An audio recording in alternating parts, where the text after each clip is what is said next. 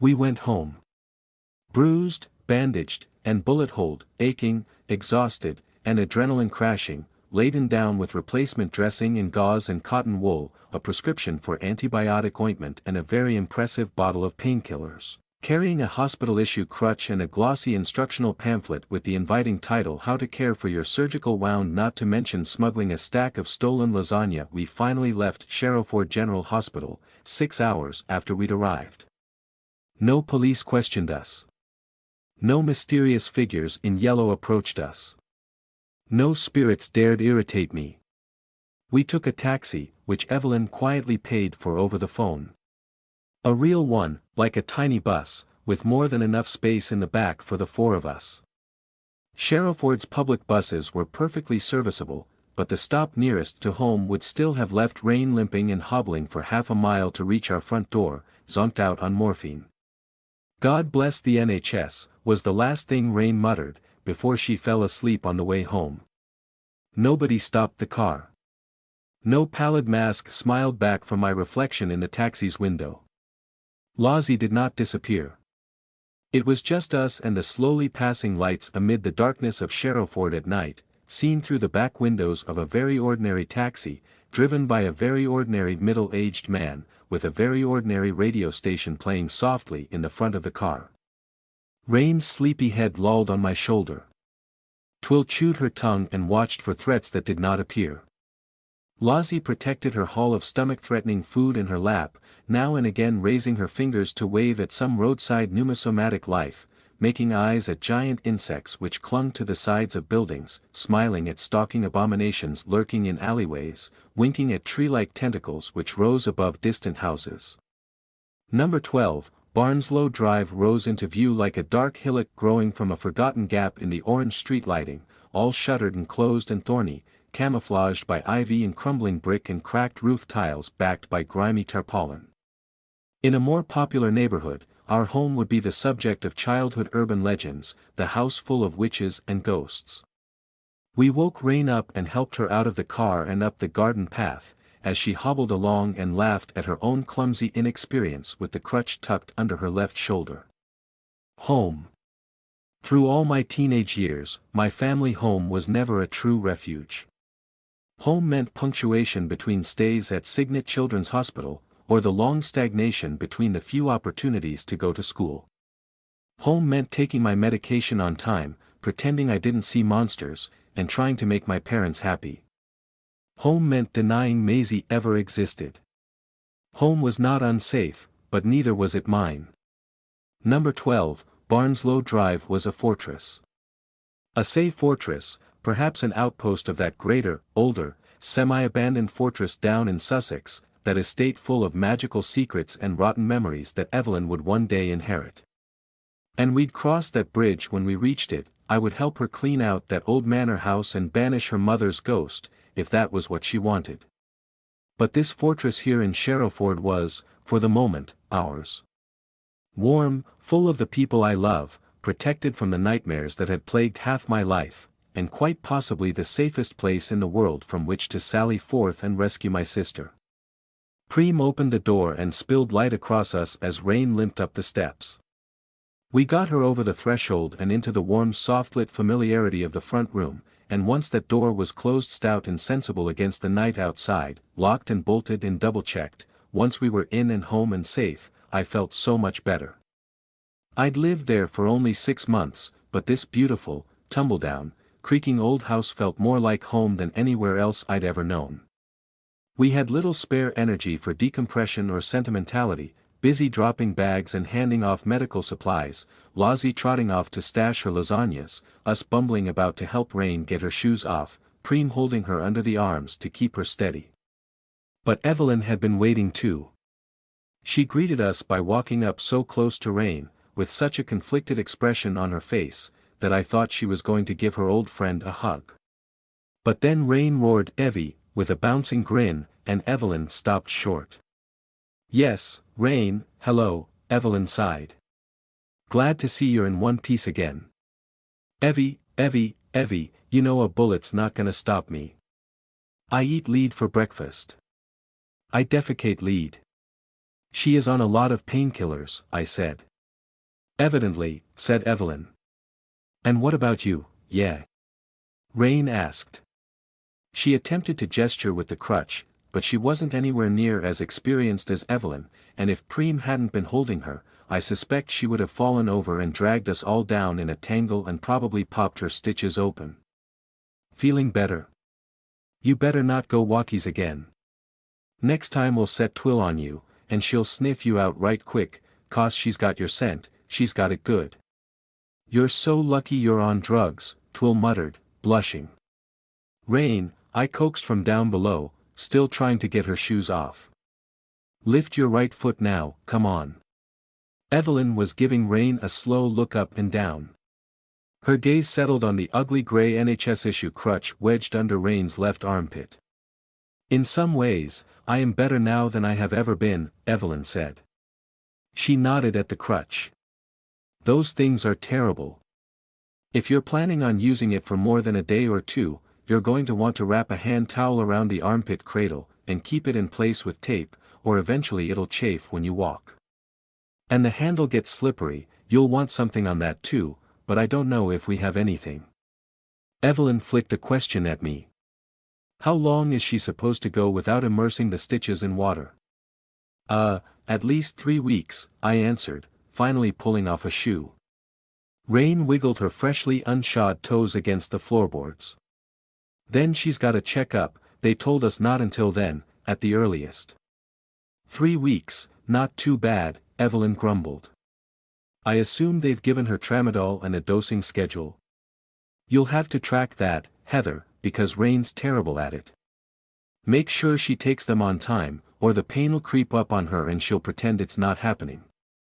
Then she added, without missing a beat, unimpressed and droll, don't ever get shot again, Raine. That's the plan, Raine said, and pointed double-finger guns at Evelyn, almost dropping her crutch. You are too important to get shot, you idiot. Hey, whoa, Twill started. And you're too important to walk off into the Infinity Library, little Miss Say, said Raine, a manic light sparking in her eyes. I love you, you dingbat. You supermassive giant arsefool. You shit goblin. Evelyn Say, without you, I'd be dead in a ditch.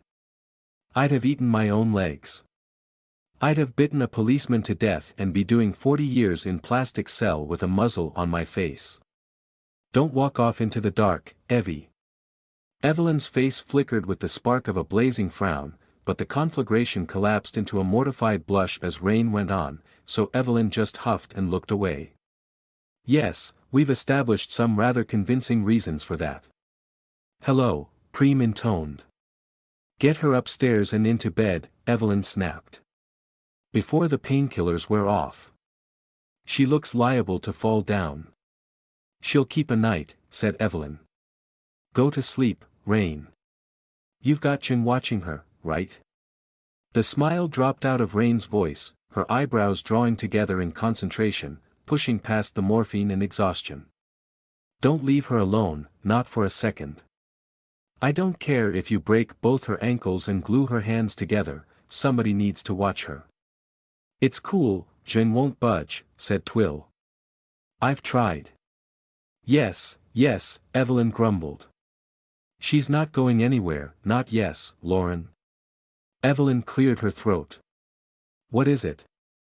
Lozzie had spent the last 2 minutes emerging from the kitchen again and slowly creeping up alongside Evelyn, in plain view, as if approaching a particularly skittish cat, one prone to clawing and hissing. An impish little smile graced her face, and she held one of her hard-won pasta treats in her arms. Evie Weevy, want some lasagna? She asked. What? Hospital lasagna, I sighed. Many lasagna, went Lozzie, grinning like the wonderful little loon she was. Evelyn was totally lost, staring at Lozzie as if the younger girl had just grown a second head. Hospital lasagna, she managed eventually. Yeah. She turned to me for help. Heather. I shrugged. You can say what you want. Lozzie won't be offended. I can share, Lozzie stage whispered to Evelyn. But don't tell anybody else. Evelyn stared at her a moment longer, then let out a grumbly noise like a old steam engine breaking down. Let's just say I have the stomach of a 40-year-old. No thank you, Lauren Dash. Lozzie, chirped Lozzie. No thank you, Lozzie. I will allow you to reap the benefits of hospital lasagna by yourself. Heather, are you certain you should be letting her eat all this? It's her choice. Lozzie bounced a miniature curtsy and scurried off into the kitchen, followed moments later by the clunk of the microwave door popping open. We had slunk back behind our castle walls, to sleep and snuggle and play, to lick our wounds and make fresh plans. The Say house felt like a castle indeed. We even had a dungeon. Tenny, it's very sweet of you, I murmured, but we have to let Auntie Raine sleep now. She's fyin', Raine slurred. Her head was sunk deep in the pillow, bleary eyes barely open. She's purring. Snice. Good puppy. Puppy, Tenny imitated. In her fluttery trilling. Raine wiggled a hand out from under the covers and stroked Tenny's fluffy head, in mirror of how I was stroking Raine's hair back from her sleep-addled face. Yes, Tenny is a good puppy. I cleared my throat softly. But you do need to sleep. Purring has healing properties, Raine said. She knows what she's doing. Good girl, good girl. Tenny's purring had taken us by surprise. The deep sonorous vibration originated from within her chest, a long back-and-forth trill in sync with her breathing, not unlike that of a puma or a cheetah, more Felidae than Lepidoptera. She'd purred a few times before in fluttery fits and starts, back when we'd encouraged her into the bath shortly after her rebirth into physical flesh, but this purring was the real deal. It made her whole body vibrate in soft, slow, soporific waves. Though I was sat on the opposite side of the bed, and above the covers, I could still feel the purr through the mattress. When I'd finally helped Raine up the stairs, with Tool trailing behind in case we needed extra lifting power, Tenny had emerged from Lozzie's room like an animal summoned by tasty food smells. Perhaps that was the real reason, perhaps she could smell Lozzie's lasagna in the microwave downstairs. She'd stared at us for a moment, big black eyes blinking, fluffy white fur bristling, feathery feelers twitching in thought. Some of her tentacles had still been rapidly solving a double-sized Rubik's Cube and some others were holding a children's picture book about dinosaurs. She'd dropped both of those, tentacles extending back behind her to dump them in the bedroom, and then she'd gone straight for Raine. Bless her, she'd sensed something was wrong. Animal instinct or sentient intellect, I don't know which she was following, but she decided that her top priority was to accompany us to bed, and that her proper place was snuggled up alongside Raine like a living water bottle equipped with a massage attachment. She'd even wrapped several of her silken black tentacles around Raine under the bed covers gently, of course, laying them across her chest and belly and pressing either side of her wounded thigh. More of her tentacles lay across the sheets, twitching occasionally. Goo girl. Tenny trilled, blinking big black eyes at me. I sighed inside, but smiled all the same. Yes, Tenny, you're a good girl. But if you're going to stay there, you have to be quiet and still, so Raine can sleep. Nap, Tenny said, and had a little trouble with the p sound. She snuggled down tighter, wiggling her bottom, and very purposefully closed her eyes. How could I say no to that? Don't leave the house, okay? Raine murmured, eyes closed, right on the cusp of sleep. Don't go outdoors while I'm sleeping. I wouldn't dream of it, I whispered. I kept stroking Raine's hair until her breathing softened and deepened, and I was certain beyond a shadow of a doubt that she was asleep. Then I waited for a long time, sitting cross-legged on the bed right next to her, surrounded by the fuzzy edges of the shadows cast by the one lamp we'd left on. Her body seemed so indistinct bundled beneath the covers, curves and lines blurred by the thick duvet. Beyond the warm cocoon of our bedroom, the little sounds of the house at night creaked and ticked, and in the middle distance I could hear cars passing, far away on one of Sherrowford's main roads. The ghost of a stress headache nipped at me. My stomach was a numb hole in my midsection. My eyes were full of sand. My head should have been nodding with exhaustion, after the day we'd had, but I'd passed beyond tired and out the other side. I made no conscious decision to stay awake when all others were sleeping, but obeyed a dual directive from endocrine system and abyssal instinct, combined together into a lizard brain far more capable than the slow executive decision-maker in my frontal lobe. Lizard brain said my mate was hurt, and I needed to guard. Lizard brain said walk the castle walls, look out for saber-toothed tigers and leviathan predators and shadowy infiltrators. Lizard brain said no sleep. Conscious brain watched for a scrap of yellow in my peripheral vision, but none came. Yet. Tenny. I eventually whispered, and got no response. I sighed and stretched my back, feeling vertebrae pop. If Tenny hadn't been here, I would have stood or at least sat vigil the whole night, which would have justified quite a telling off in the morning. Instead I eased myself off the bed, so as not to wake Raine or disturb her living water bottle, and curled my cold toes inside my socks as I considered going downstairs, to at least put some nutrients into the hole in my face.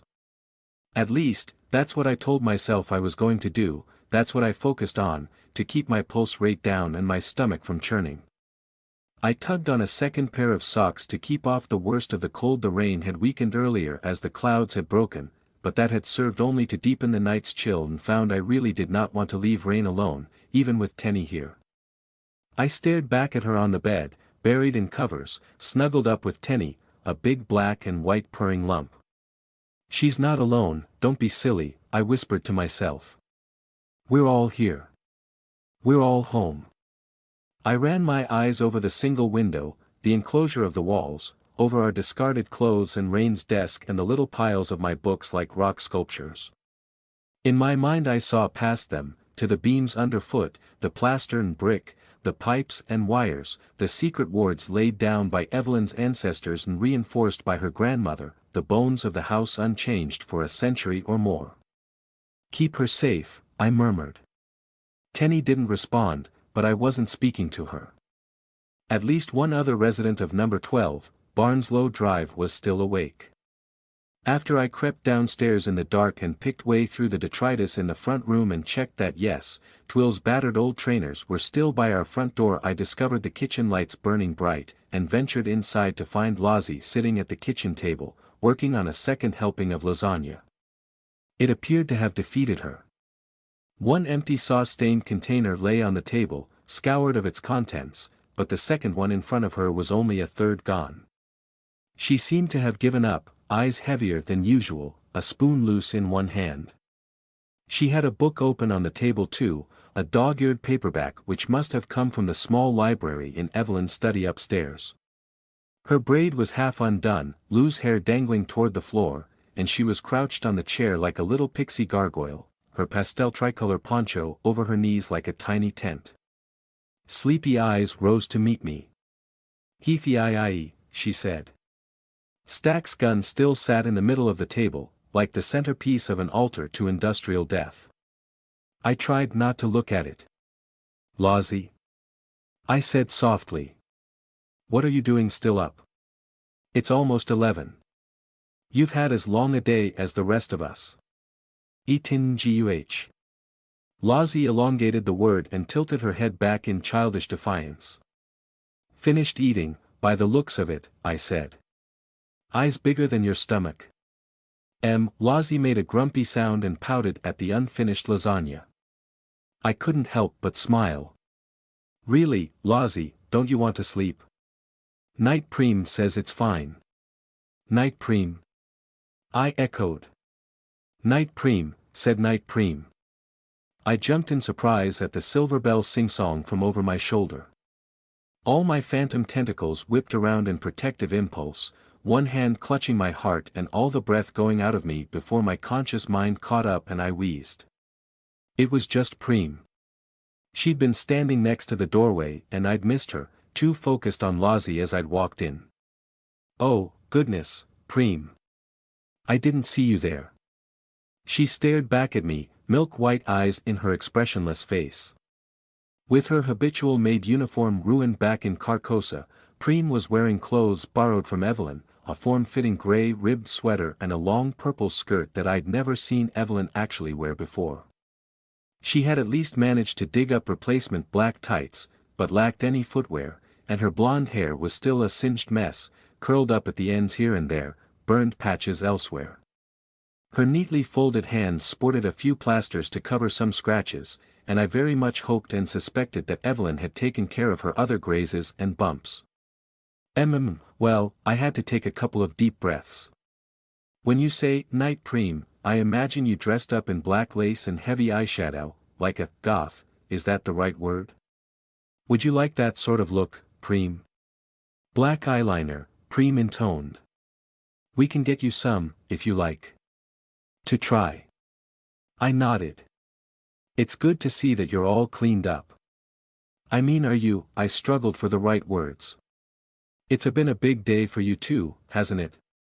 How are you holding up, Praem? I am loved, she intoned. Praem's been telling me all about it. Lozzie added.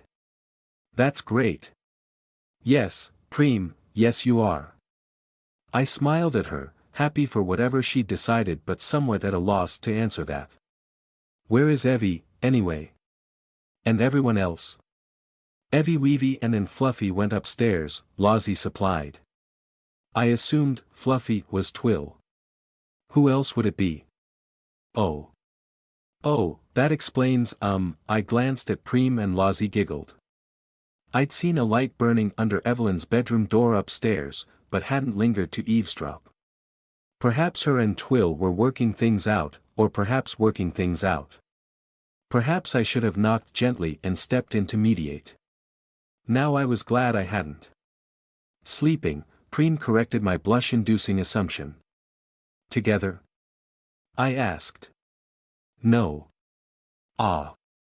Well. Well, Praem intoned, and she could not have put it better. Kim came home too, Lozzie said. Doesn't like to talk to me though. And Zheng's down in the coal chute with Scary Head. Scary Head, I echoed. Indeed. I felt my gaze drawn sidelong, through the open door to the little utility room in the rear of the house. The cellar door still stood open. Nobody had thought to switch the light on back there, so all was shrouded in thick shadows tainted by the distant orange glow of Sherriford Street lightning. A tiny light glowed deep down in the cellar, beckoning me to my task. Heathy. Lozzie chirped. I cleared my throat and rubbed my clammy palms on Raine's big hoodie. I was still wearing it, and very glad for it right then. Armored in her. I'm fine, I said. I looked at the door again. PBBBBT, Lozzie blew a raspberry noise. I blinked at her in surprise and she shrugged, smiling like a little imp. I suppose that's as good a summation as any. PBBBBT indeed, I added. Lozzie giggled and bobbed side to side on the chair. Does Amy Stack scare you, Lozzie? It can't be good having her in the house. Lozzie shook her head, most emphatically, hair going everywhere. Stack is poop. Poop. I echoed delicately. Poop. Lozzie lit up with a sneaky smile beneath heavy eyes. I don't really know her. She never came to the castle. My brother knew her from somewhere, I dunno how, and she did stuff for money and that's bad, yeah, but she never hurt me or anything, so I dunno, but she's working for my uncle now and that's really bad, a really bad thing to do, he was always worse than Alex. Alex kinda loved me in his own way even if he was bad, and he's gone now but Uncle Ed is different. So Stack is poop. Breakable arms, Praem intoned softly. We can't keep her here for long, I murmured, and turned to stare at the cellar door again. This problem would not go away by itself, this captive in our dungeon. Lozzie slid the unfinished lasagna toward me. Bite? I puffed out a big sigh. Oh, why not? I could do with some fortifying. Spoon. Lozzie held out the spoon as I finally approached her side. Have it all if you, oh. Lozzie chirped in giggly surprise as I bent down and gave her a hug. I buried my face in the shoulder of her poncho, soft and faintly fluffy, and linked my hands across her lower back as she wiggled to return the embrace. She smelled of spicy pasta, strawberry shampoo, and the undeniable lingering scent of dust and old books. Carcosa, brought back with us. That's better, I sighed. Lozzie purred into my chest. After I had my fill of Lozzie-derived oxytocin, I let go and straightened up, and fully intended to accept the spoon and fill my belly with at least a bite or two. But my eyes met the awful lump of black metal resting in the middle of the table. Our profane trophy. I don't like it either, Lozzie stage whispered. It doesn't have to stay there, I said, as firm as I could. Didn't want to touch it. Time to banish the firearm. With a tea towel wrapped around my hands, I didn't want to touch the gun either. Feeling vaguely superstitious, I lifted it off the table by the weird metal shoulder bit and the thick cylinder around the barrel, and found it surprisingly heavy. Pointing it at the floor in case it somehow went off by accident, I kept my fingers well away from anything that looked like a mechanism, and held my breath until I deposited it safely onto the kitchen worktop, with the barrel pointed at the exterior wall. I'd put it straight in the bin, I said to nobody in particular, but that would be one awful surprise for the bin men. And I suppose we might need it. Maybe Raine can take it apart. As revenge, said Lozzie. I returned to the table and accepted Lozzie's spoon, and sat down next to her as I chewed a mouthful of faintly spicy lasagna. The hospital didn't skimp too badly on the canteen food, it was filling, meaty, and felt like concrete bricks in my belly as I went for a second and third spoonful. Lozzie rubbed my back, but I stopped eating when I realized the battered old paperback she'd been reading was a copy of Alice in Wonderland. She followed my numb gaze to the book and flipped it shut to show me the cover, an old illustration of a tiny blonde girl talking to the disembodied grin of the Cheshire Cat. At least the grin wasn't yellow.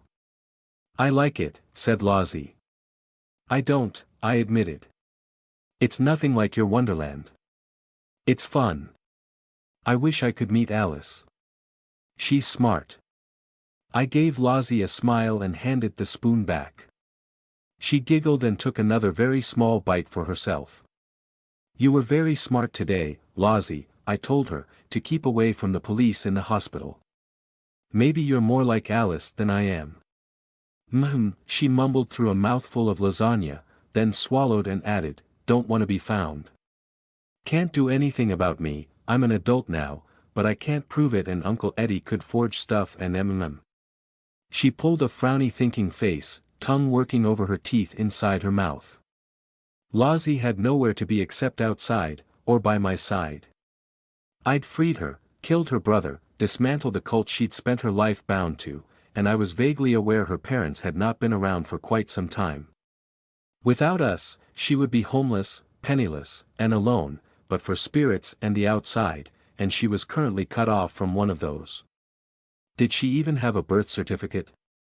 A national insurance number? Was anybody except us mages and monsters aware of her? As far as mundane society knew, Edward Lilburne might not even exist. You're sort of unpersoned, aren't you? I murmured softly. Lozzie turned to me and made her eyes big in surprised incomprehension, spoon sticking out of her mouth. Lozzie, I hope you don't mind me asking. Did you ever go to school? Yeah, primary school, she chirped. Oh. For like a year, Mum and Dad did try. And I remember kind of enjoying it, but then it was all homeschooling because of the things Mum and Dad had to do, and then I met the big friend under the castle and everything changed and there was no more Mum and Dad, just me and Alex. Lozzie bit her lip as her bouncing tone faltered, tripping on the history behind the words. He never forgave me for anything. He never sent me to school. To her brother, to Alexander Lilburne, had Lozzie at least been a person? Perhaps less. But what was she to Edward, to her uncle? I could bend the fabric of reality to my will, could grasp the slick black controls behind the world, if I was willing to pay the price in blood and pain and flirt with the edge of the abyss, but even I couldn't have completed Evelyn's gateway. I lacked the technical knowledge, the comprehension, the insight. But Lozzie didn't lack anything. She'd given us the first pieces, back when Alexander had forced her to set up the kidnapping attempt, when I'd been snatched by Zheng so many months ago. Lozzie had finished Evelyn's work in finger paint scrawl, crying, reluctant, in panic. And when we'd needed to go to Carcosa, Kimberly could not have finished the gate, the true gate to outside. The attempt had been breaking her, twisting her mind down pathways the human brain was not meant to comprehend until Lozzie had stepped in, and just done it. This was what Edward Lilburne wanted. This was why her own brother had imprisoned her in a castle like a captive princess. Lauren Lilburne was a treasure trove of inhuman knowledge, inherited in desperate love and good faith from the fallen star outsider, beneath the cult's castle. And right now she was biting her lip, looking back at me with nervous tension in her heavy-lidded eyes. Lozzie? What's wrong? Heathy? WL, I don't have any other family, so dash. Lozzie, I tooted, without even thinking. Don't be silly. You have me. She blinked those sleepy eyes and all the strange nervous tension flowed back out of her, leaving behind just Lozzie. She giggled and rocked in her chair and cast her arms around my shoulders. Heathy, she crooned. I don't know what we are to each other, Lozzie, but your family if you want to be, I went on, and realized I could only say this without thinking about it because I was so utterly exhausted. And if you have me, you have Raine too. And Zheng.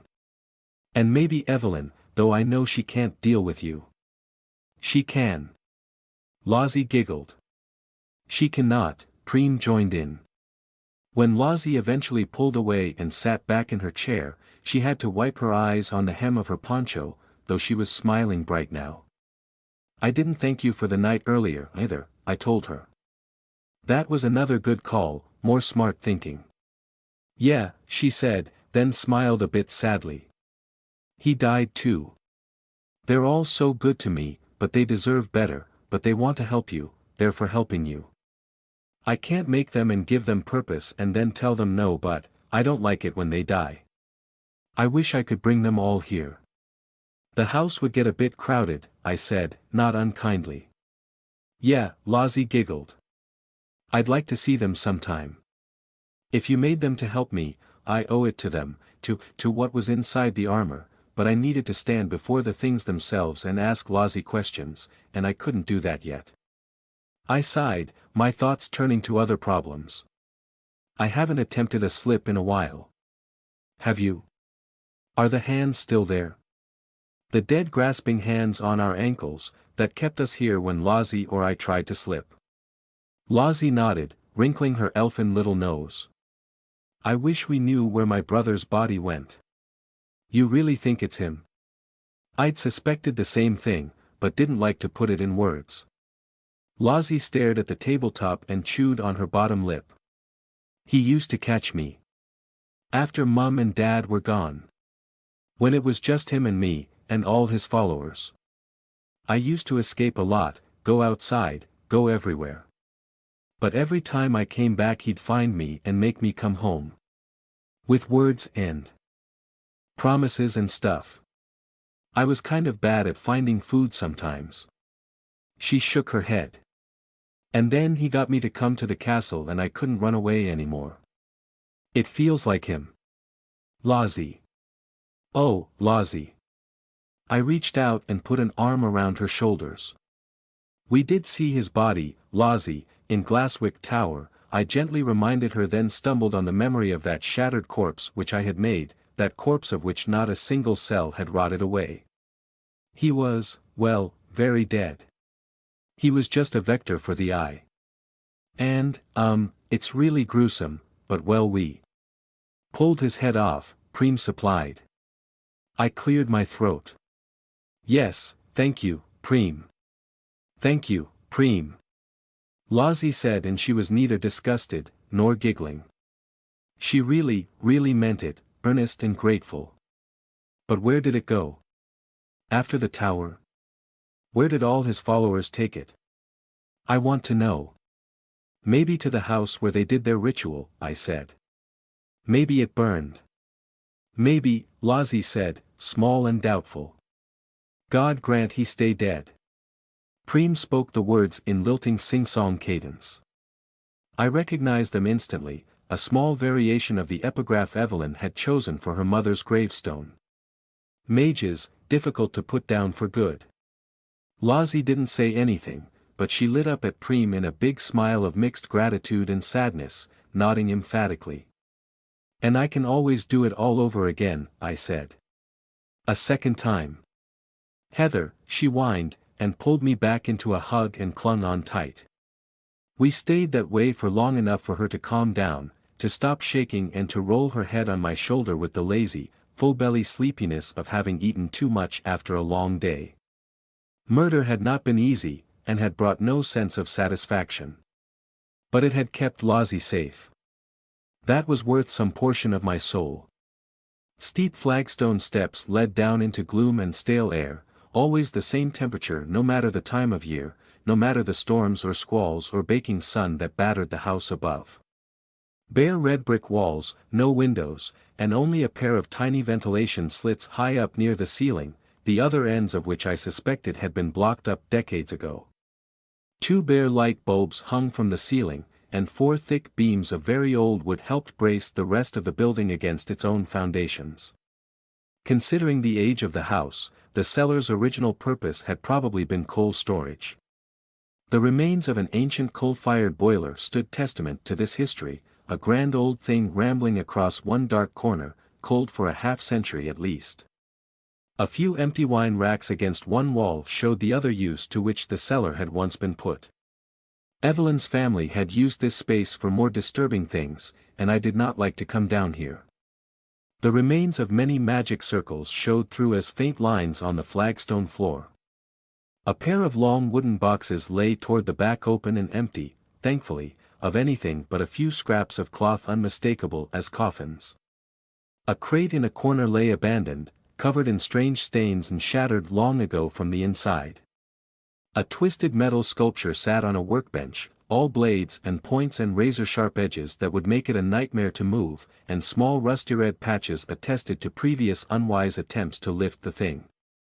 Our own addition had joined the mysteries, a warded and circled wire mesh cage where Evelyn had kept the now-dead possessed rabbit.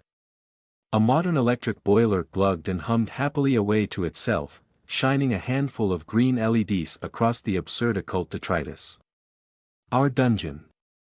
I'd left Lozzie upstairs with night Praem and ventured down alone, curling my toes against the chill in the flagstones, half in hope that Lozzie would go to bed and half wishing that they would wait for me to return. I didn't fancy being alone after this, but neither would I subject Lozzie to what might have to be done. My stomach clenched up into a hard ball, and down into the dark I went, stepping out onto the cellar floor. "Shaman," came a purr. "Zheng," I breathed in relief. "Hi." "Hello." "Oh, it is good to hear you." The giant demon host was propped up against the wall past the end of the stairs, a silent sentinel in the gloom, wrapped in her long coat, still in the clothes she'd worn to Carcosa, hands in her pockets.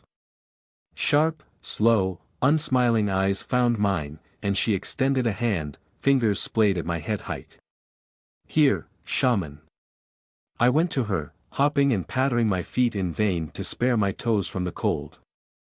I went straight past her hand as she tried to lay it on my head, and in the way that only a small person can slip into the personal space of a very tall person, I slid my arms beneath her coat and hugged Jing around the middle.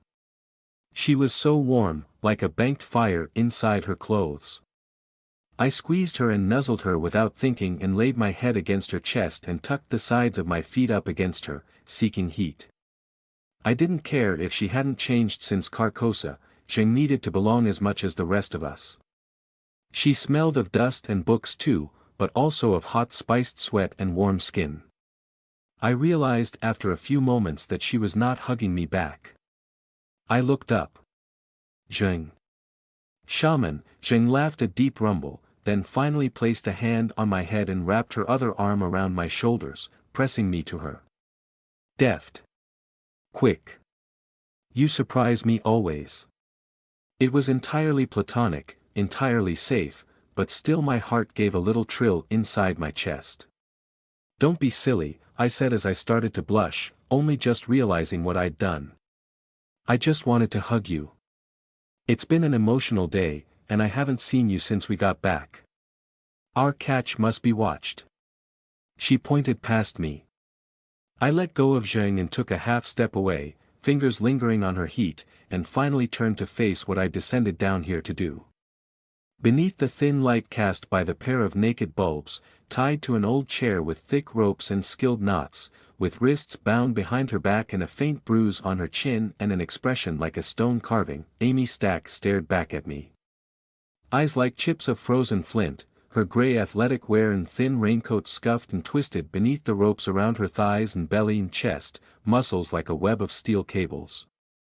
The stubble on her shaved scalp was a touch longer than when we'd last met, as if she'd given up on proper grooming or decided to grow it out. As I watched, she flexed a thigh muscle, then her stomach, then a shoulder. Searching for a weakness in the ropes. The tattoos on her throat shifted as she tested her bonds. Restrained and rendered harmless, she still terrified me. My heart rate spiked and cold sweat broke out down my back and my mouth went dry. My head felt oddly light, my pulse heavy in my throat. My phantom tentacles hovered in hair-trigger readiness. Stack, I managed. Or Amy. Morel, she answered, flat and affectless. Amy, I repeated, making my decision. How's your girl? She asked. Not the question I'd expected. I had to gather myself before I could answer. Raine is going to be okay. It was a clean wound. She'll walk with a crutch for a few weeks, but she'll be fine. Pity, said Stack. It was the most fake word I'd ever heard come out of Stack's mouth. I think she tried to make it sound bitter or full of venom, but it fell so flat one could almost hear it splat on the cold flagstone floor. I blinked at her. Okay, well, that was absurd. You clearly didn't even mean that, I sighed, deeply unimpressed. What are you trying to do? Stack stared at me, and said nothing. Apart from the rope and the chair, Stack was also contained by a fresh magic circle drawn directly on the floor, in chalk, a simple spell of only a single enclosure and a few symbols, with some Latin running around the edge.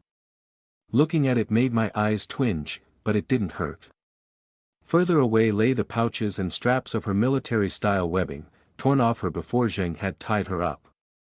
Do you really need to stay down here to watch her? I asked Zheng. She's inside a circle. The fox will gnaw off a paw to escape the trap, Zheng purred.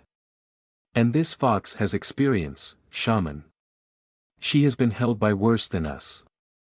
She knows how to play dead, when to be still, when to hurry, when to go for the throat. Left to herself, she will be gone in the morning. I smiled back at Zheng. I thought maybe I'd made you angry or something, and that's why you wouldn't come upstairs. Zheng raised an eyebrow at me.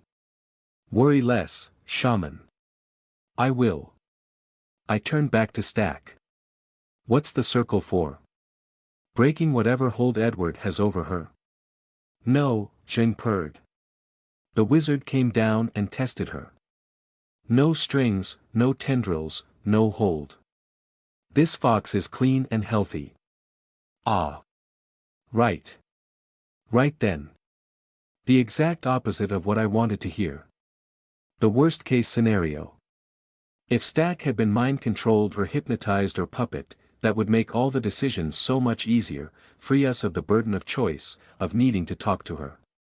I left Zheng and went to a pair of battered old chairs in the near corner of the cellar, and dragged one over. Not too close, shaman, Zheng rumbled. She is not roped to the floor. What's she going to do, fall on me? Perhaps. Well, I'm not that brave anyway. I situated the chair a good safe 6 feet back from our captive, and sat down facing her. Amy Stack stared back at me. I took a deep breath, wet my lips, looked away, looked back again and felt my stomach tighten up as I made contact with Stack's eyes. I was not cut out for this, but I needed to start before tomorrow morning, before the inevitable discussion over what to do with her, before we had to make horrible choices. I tucked my feet up on the seat to keep them off the cold floor, and clutched my hands together inside the hoodie's front pocket. Amy, I started. Amy, why did you keep trying to commit suicide? She blinked, slowly, and said nothing. You were going to shoot yourself rather than be caught by that black lightning thing, and that I can understand, and that's why I ran down there, back in the library. Or at least half of why. But then you turned your gun on me, to get Raine or Zheng to lose their temper and kill you. Then you tried to goad us, then you tried to do it yourself. Why? You know we're not like Alexander Lilburne, or Edward. You know that. We're not going to do unnatural things to you. You're not in for a fate worse than death. Or even death, if I can find any way to avoid it. Still nothing. Stack just stared at me, hard and blank. I sighed heavily and cast about for some other way in. Look, maybe you think we're dash. Shoot me, she said. I leapt on the opening. Why? I've tried to talk to the others, Stack went on, and the sheer affectless level tone in her voice made me shudder. But you're the smart one, Morel. You have 3 choices. You can keep me restrained here. You can let me go. Or you can kill me. If you keep me tied up, I will eventually escape unless I am watched around the clock dash. True, Zheng rumbled. If I escape, or you let me go, then I will come back and kill you, Stack said. Okay, fine, I sighed. But why? You cannot be protected everywhere. I will find you at university and shoot you in broad daylight. I will garrote you in a toilet stall. I know how to make bombs. I will drive a truck bomb into the front garden of this house and kill you and all your friends. This isn't very convincing when you don't have a reason. Tell me why. Or you can kill me now. Make it clean. I won't suffer, if that matters to you. I sighed and sagged back in the chair, all the nervous tension going out of me in a wave of uncomprehending exasperation. Same thing she told the Langren, Zheng purred. And the wizard. Yes, I can tell, I huffed. Stack, even if I was willing to just execute a human being in cold blood, which I'm not, thank you, not even you, even if you did shoot my girlfriend we still wouldn't kill you. We need that book Edward took from the library, and right now you're our only lead about where he might have taken it, where he might be. We do have 3 choices, but not the ones you've described. Either you can tell us where Edward is, where he took the book, or tomorrow morning, Evelyn will come down here with her magical bone and torture it out of you. Or no. I swallowed hard. I'm not going to let her do that to herself. I'll do it, I can just take it straight out of your mind. It'll hurt me but I won't let her do that to herself, I dash. Then take it, said Stack. I won't resist. I blinked at her in surprise. Why not just tell me then? I won't resist if you promise to shoot me afterward, take a photograph of my corpse, and send it to Edward's lawyer. Oh, I huffed, threw up my hands, and boggled at her. No. No, Stack, I'm not going to kill you or take a photograph of your corpse, don't be so ghoulish. Anybody else might do, but I'm not anybody else. While I am here, we maintain a standard of humanity I broke off and looked over my shoulder. Sorry, Zheng, I mean that in an ethical sense, not a species sense, I'm sorry, she's made me lose my temper. Zheng rumbled. You left, Stack, you got out, I said. Back in that pub garden, you left when you saw what I am. And I don't think that was an act, I don't think you were lying. Edward Lilburne can't possibly be paying you enough money to kill yourself. What is this? Stack stared back at me, utterly unmoved. I took a deep breath and frowned at her, trying to think past the nervous fluttering in my stomach, my clammy palms and itching eyeballs. You're a mercenary, I said slowly, thinking as I went. You do things for money, not loyalty, or at least not loyalty to this. You were smart enough to avoid the disaster of the cult's castle, and you picked the right side when Alexander sold them to the eye. But then you go outside, willingly. With guns. I tooted. Did you even know what you were walking into? Stack blinked, once. Yes, she said. And no. I laughed, once, and was not amused. Well, now you do know. Now you know what it's like out there. Would you still have gone? She didn't answer, but I sensed an uncomfortable acknowledgement, a yes. What has he got on you, Amy? I asked, shaking my head, trying as hard as I could to channel Nicole Webb, to think of myself as a hard-bitten interrogator who knew exactly what she was doing, not scared and flailing for a hit. He found a way to make you stay, didn't he? Something that stops mattering to him if you're dead, and there's only one thing I can think of which fits that definition. I do find it hard to believe, I really do. I know what you are, and I have trouble imagining you caring about anybody. A twitch. In one eye. A tightening in her jaw. Amy Stack was not made of stone after all. Why not tell me? I asked. I can find out anyway. If I dash, Stack started, then cut herself off. I could barely contain myself, heart juddering. Oh my goodness, I'm right. I'm right? Amy, am I right? You will make everything worse. I cannot be seen to throw in with you. Take what you need, then shoot me. No, no. I shook my head. You know what he does to people. I saw it in the castle. Lozzie can attest to it as well. If you're dead, then you can't protect whoever it is. You'll be relying on us to do the right thing with the information we take from you. And if you're dead, then yes, Edward has no reason to threaten whoever this might be, but he also has no reason to refrain from hurting them. Tell me, and maybe we can do a trade. We'll help, and then you'll tell us how to find Edward, or how to get the book from him. Amy Stack stared through me. Not a single muscle in her face had changed, yet she was no longer affectless at all. Her breath came tighter, chest rising and falling against the ropes. Her eyes bored into me.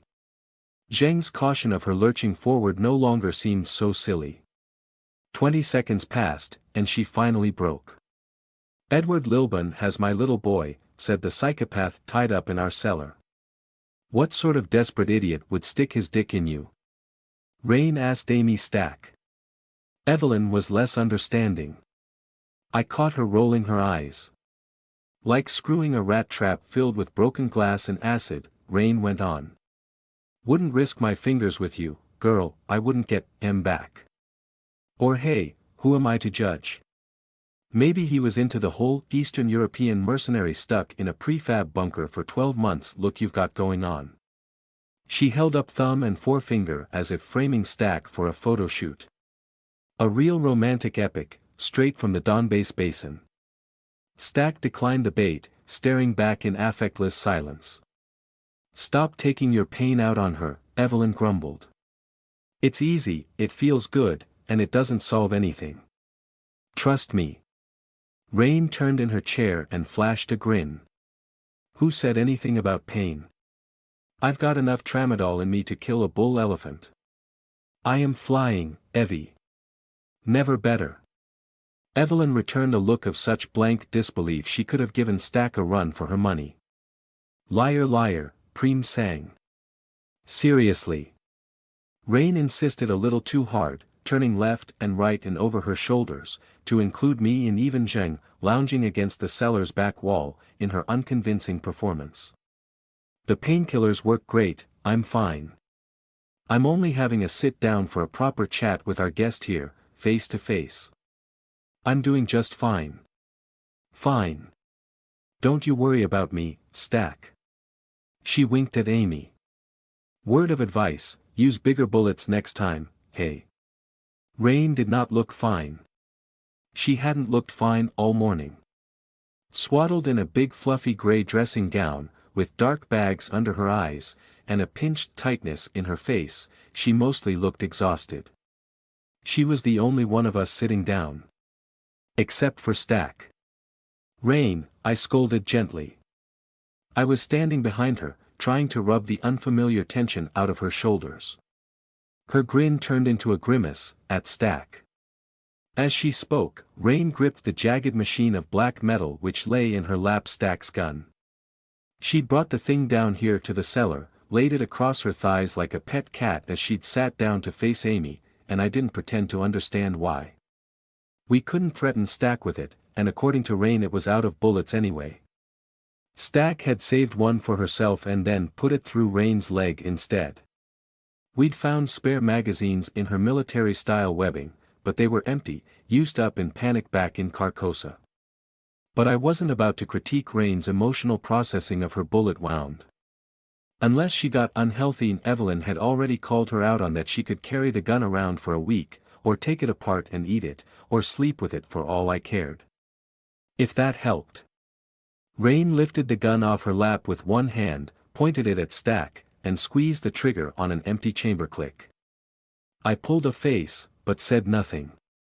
Evelyn tooted. Stack's level gaze ignored the gun and traveled down, to Raine's left thigh, to the spot Raine kept unconsciously touching when she wasn't paying attention. The dressing was a vague bulge beneath fluffy robe and pajama bottoms. Waterproof tape and a plastic bag, Stack said to the hidden wound. Good enough for a shower. Raine lowered the gun and raised her eyebrows. You serious? Worked for me. Raine laughed through her grin, shaking her head. A real laugh. She was incapable of that bitter lack of humor which anybody else would probably have shown to a person who had shot them yesterday. Bizarre, perhaps, but her laugh made my guts unclench. Guess that answers my question, she said. Great, Evelyn grumbled. I'm so glad. You two have established something in common. Raine balanced the gun upright, resting the stock according to her. That is the technical name for the bit you're put against your shoulder against her good thigh as she gripped the barrel shroud, another technical term I could happily have never learnt, and gazed upon the collection of black lines and shaped metal like it was an object of transcendent beauty. She sighed and shook her head, almost sadly. Bet you weren't shot with a gun like this though, she said. I am not in good company on the business end of this thing, am I? Her admiration for the killing machine made me vaguely uncomfortable. It's just a gun, Raine, I said. Raine twisted to look at me over her shoulder, a rakish grin bursting through the chronic ache around her eyes. Just a gun. Just a gun. Heather, I've been shot with a genuine antique, let me have this. Oh great, here we go, Evelyn muttered. What? I blinked down at the twinkle in Raine's eyes. Do I want to know? Unless I am very much mistaken, this here is a Sten submachine gun, said Raine. A Mark II maybe, though more likely 3, considering we heard her fire off, what? 2 whole mags on full auto without a jam. Which means it's 60 years old, at least. Maybe older. This little gun may have started life being pointed at actual card-carrying Nazis. How cool is that? I blinked at the gun, then at the pleasure in Raine's face, and did my best to share her strange glee. Well, that's something to brag about, at least. This machine kills fascists. Raine laughed. Maybe that's why it couldn't get me, huh? Fetishism saves no warrior, Zheng rumbled. Aw, come off it, big girl. Raine grinned at her. Let me have my fun. She turned back to Stack. Where the hell did you get this anyway, rob a museum? Stack stared back, unmoved. Seriously, Raine carried on. I'm not looking to rumble your criminal contacts or whatever, I'm just dying to know. Does the Imperial War Museum have some inventory missing or what? As if she couldn't be bothered, Stack looked at the firearm. She opened her mouth with a tiny sigh. The weapon is XIRA. Decommissioned. Somehow she managed to make the word sound sarcastic without changing the tone of her voice. A good trick, if you can manage it. Great. Doubly illegal, said Evelyn. The gun shouldn't even exist. What? Raine looked up, a little manic around the eyes. No, Evie, you don't get it. This is the coolest thing I have ever gotten my hands on. With the exception of Heather, course. Raine, I tooted. Evelyn rolled her eyes. Raine laughed again, laid the gun back across her lap, and shook her head at Stack. XIRA weapons and mercenary for a monster. Does your little boy know what Mummy does for work? Can't believe you've got a kid, Stack. You must make a terrible mother. That's why he lives with his father, Stack said. Raine, Evelyn, and I all shared a surprised look. Jing let out a thoughtful, rumbling purr from where she lounged against the wall behind us, a sleepy tiger in the dark.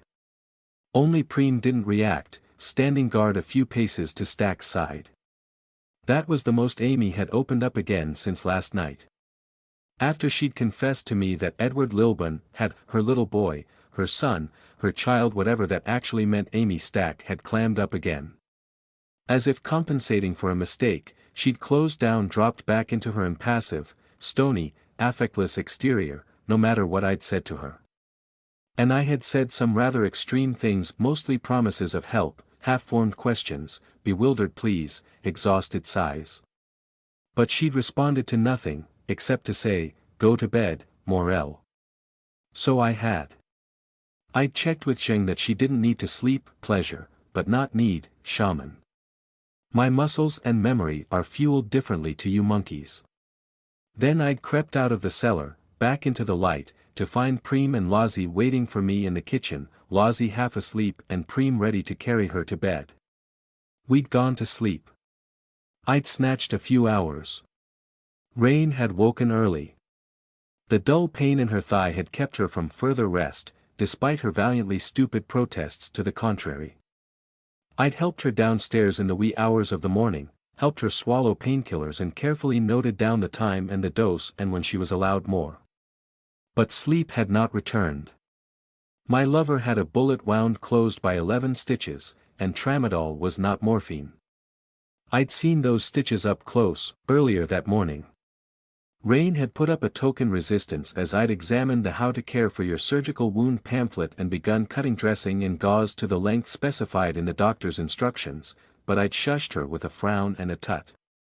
She'd obediently sat on the bed and allowed me to peel off the bandage, pull back the cotton wool and gauze, soaked with a patch of slow-oozing blood, and reveal the wound. 2 ugly, jagged, red lines of damaged flesh, puffy and irritated, surprisingly close together, closed with thick dark thread through Raine's soft skin. She hadn't been exaggerating when she'd called it a flesh wound. The bullet had barely grazed her, passing through her thigh at an angle, but even these little things were messier than I was expecting, these little holes that had made her bleed so much. I had to very carefully stop thinking about Raine's physical fragility, and concentrate on applying the prescribed antibiotic ointment. Raine gritted her teeth against the sudden sting, and waited patiently for me to cushion her in gauze and bandage once more.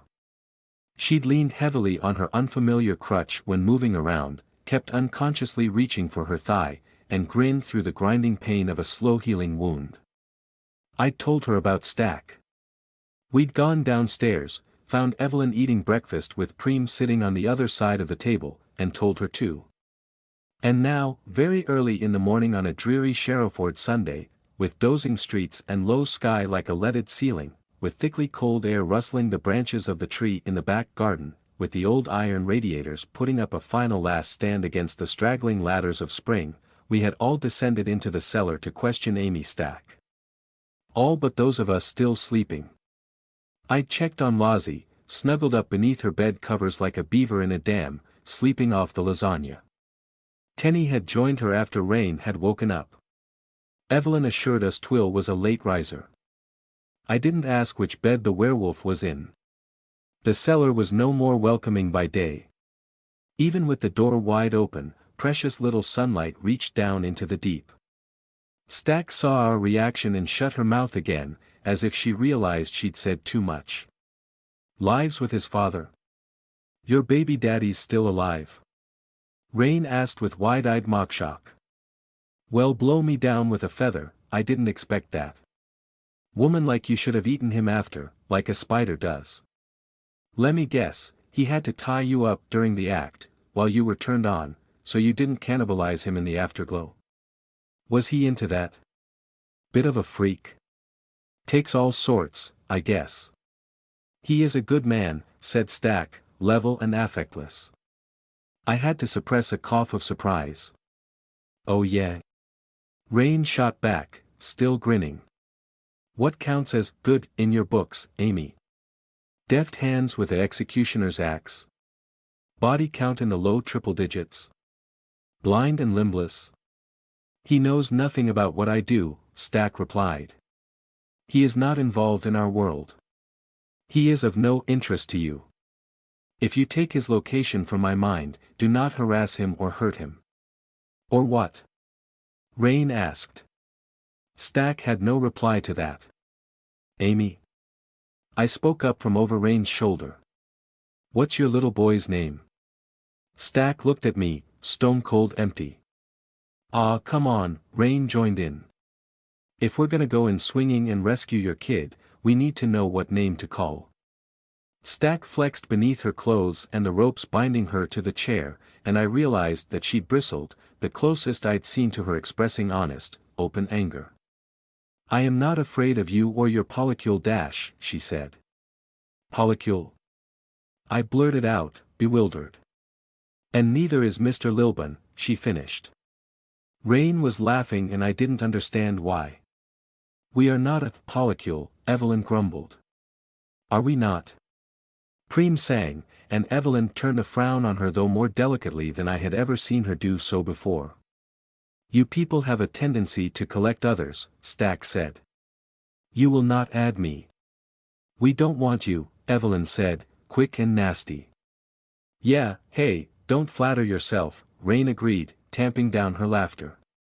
We haven't yet ruled out putting you in a shallow grave. Raine, I hissed under my breath, though there was no hope of Stack not hearing. I told you, we are not carrying out a cold-blooded execution here. Absolutely not. She'd do it to us, Heather, Raine countered. She will, if we give her the chance. Evelyn grunted. We might have to, Raine said, no longer laughing at all. I ran a hand over my face and tried to regain control of the situation. But not yet. All right. Okay. Amy, we dash. William, said Stack. William? I echoed, blinking at her, but she was staring back at Raine, focused and intense. That's his name. That's very traditional. A very noble sort of name. William Stack, then? I asked, gently. William Selani Yousafzai, said Amy. Not a trace of gentleness in her voice, like she was reading off a target list. Raine whistled, raising her eyebrows. Hell of a name. Bit difficult to believe you dash. English first name, said Stack with a touch of actual defiance in her voice, a hidden blade. Father's family name. Easier that way. Raine put her hands up. Hey, I didn't mean to imply dash. William Yousafzai, I echoed. Unique, wow, yes, dash. There are very few ways to make me angry, Haynes, Stack spoke calmly, over both of us. Keep going and find out. Why you? Evelyn's question cut across all of us, with the tone of an adult tired of listening to children argue over the rules of a made-up game. Stack did Evelyn the courtesy of making eye contact, though didn't answer. A cold, lizard stare, locked in place, unblinking. I have looked into the eyes of a demon living inside my own body, Evelyn told her. You are not intimidating. Answer the question. Why you? Why me what? There's plenty of thugs out there willing to do violence for money, said Evelyn. And stupid enough to walk through a gateway to outside. It doesn't take child kidnapping to convince a warm body to point a gun at something they don't understand. What's so special about you? Oh, right, Raine said under her breath. Yeah, Stack, why you? Experience, Jing purred. Stack looked at Jane, then at the rest of us one by one, then settled back on Raine. Her natural foe, something like herself. There are very few people in this country capable of putting together a team of skilled operators, on short notice, Stack said. Operators? Raine echoed, laughing. Listen to you, with this call of duty bollocks. I have the contacts to do that, Stack went on. Certain people I used to work with trust me, to be honest. And were you? I asked, suddenly and darkly fascinated. Who was the man we saw die, back in Carcosa? Not a cultist. He knew the risks, signed up for the pay. Stack made eye contact with me and I shuddered inside.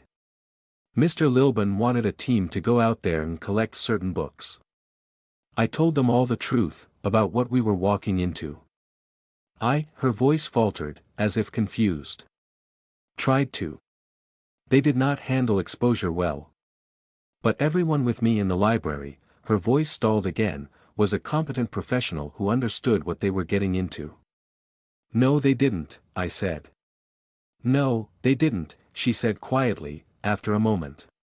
You'll get no forgiveness from me, I told her. Not for that. Incredibly, Stack lowered her gaze from mine, and looked at the floor. Who on earth are you, Stack? Raine asked, fascination shining in her voice. Where'd you come from? Ex-military? Organized crime? Professional mercenaries with back channels to continuity IRA groups aren't exactly common and garden critters, not in these here green and pleasant isles, if you know what I mean. Stack stared at her, stone cold again. Do you have a mobile phone on you? Sure. Not gonna let you make a call though. We're not playing by those rules. Do a Google search for TCAS International Advisory Group. Raine pulled a skeptical, amused frown, but I was curious, and squeezed her shoulder in silent encouragement. She pulled her phone out of her pocket and thumbed the screen open, doing as Stack had asked. Ignore the first two results, Stack said as Raine typed. Third should be a newspaper article. Morning Star. Morning Star it is, good taste, Raine murmured, frowning down at the screen as she scrolled, as we both realized what we were looking at. Fifth result though, not third. Stack grunted. World forgets us quickly. Raine opened the article with that distinctive red banner along the top I'd seen on her phone before and read the title out loud. Westminster concealing funds to private military companies in Helmand Province. August 3, 2010. There's a picture, Stack said. Scroll down. Raine scrolled down. In the middle of the article, as an eye catch for the inattentive reader, was a photograph of a place on the other side of the world. A caption below read, Private contractors caught celebrating in a candid moment, somewhere in Helmand Province, Afghanistan. Passed anonymously to our sources by one of the men pictured. The group contained two women. One stood at the back. She was looking off to the left as if she'd just seen something, through wraparound shades beneath the shallow peak of a camel print helmet. In her arms was some kind of long-barreled rifle with a funny wide bit at the end. She wore a flinty, affectless expression, unmistakable even at the grainy resolution of a phone camera circa 2010. Oh, I breathed. Let me guess, Evelyn drawled, not bothering to lean over to look at Raine's phone. She's in the picture. I never fired on civilians, said Stack. Never murdered anybody who wasn't already trying to kill us. Yeah, that's what they all say, Raine shot back, not laughing. Wasn't me, Gov, just a few bad apples, please don't convict me of war crimes, Your Honor, sir. Shit, Stack, I think I will shoot you. Raine, I hissed, but my heart was going too fast. We'd lost control somewhere. It was not a few bad apples, Stack said, slow and level and unconcerned. I was in an operational unit. Cut the clean speak, Raine said, the confrontation sharp in her voice. What does that mean? Tip of the spear. Stack nodded. The company TCAS, tactical command and security was mostly hot air. They brought in under-trained staff from sub-Saharan Africa, paid them £10 a day to guard stuff for civilian contractors, stuff the army didn't have the manpower for. But we were the real thing. Most of the men were ex-military, enjoyed it too much, should never have been allowed to hold a gun again. South Africans, some Russians, couple of Americans. We babysat local politicians, dug out agitators, sometimes went into situations the army did not wish to be seen in. They kept the official mod photographers away from us. Yes, I saw war crimes. I am under no illusions. How long were you there? Raine asked. 2008, for most of the year. Went back in 2010, stayed 3 years without leaving. I learned to be what I am. Made a lot of contacts. Which is why Mr. Lilburne needed me specifically. Raine was shaking her head. Why not just join the army, hey? You really wanted to go shoot dash. The army treats women like shit, said Stack. The army doesn't put women in combat roles. Fighting was the only thing I was ever good at. The only thing which gave me purpose. And I wasn't going to rot on a council estate for the rest of my life. It sounded like a justification, an excuse, or a reason. But Stack's low, affectless voice gave us nothing to work with, nothing at all. Raine tilted her head as if considering Stack from a different angle. Shoot me and get rid of me, Haynes, Stack was saying, calm and easy. I am exactly what you assume I am. Shoot me. Get it over with. Raine laughed again and shook her head. And your son's got an Afghani surname? What, you bring back a piece of exotic man meat as a souvenir? Before that last word had even exited Raine's mouth, Stack jerked forward in her seat, face a mask of burning stone, and strained against the ropes in a sudden spasm of undeniable anger. I flinched and yelped as she almost got to her feet.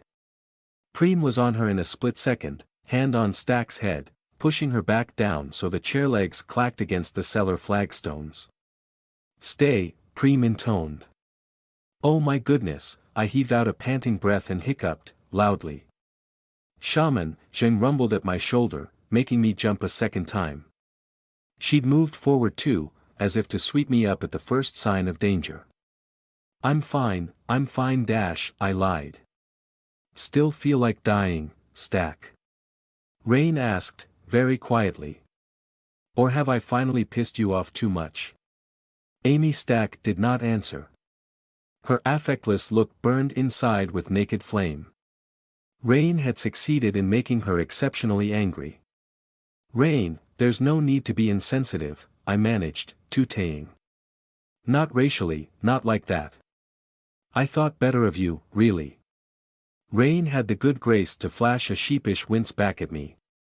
Ah, I didn't really mean it. Wanted to see if she cares about anything except money and her own genetic offspring. Didn't expect to hit the mark. His name is Shuja. Stack spoke unprompted, voice tight with something akin to anger. He was a combat interpreter. And they were going to leave him behind to die. Who? Raine asked. All of them. The company. The army. The government.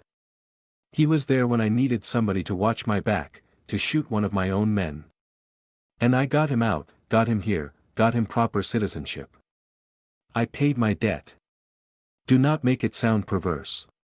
Do not look down on him. Raine let out a sigh, shaking her head in amazement. I felt totally out of my depth. Amy Stack came from a world I couldn't even calibrate my thoughts to process, let alone coherently judge. Suddenly, Zheng purred a soft question from behind me. Kawal Tamahabityi, Kakai Gadara. Stack stared at her, unsurprised. Your grammar is terrible. He would correct you. Did you, little fox? Stack almost shrugged. I saw her shoulders twitch. No. All right, Amy, Raine said with a sigh. You'll never catch me saying this again, but I apologize. For that and that only, mind you.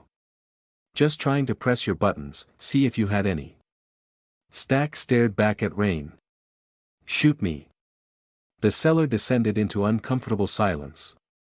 I looked over at Evelyn, standing there leaning on her walking stick, lost in deep thought behind a craggy frown.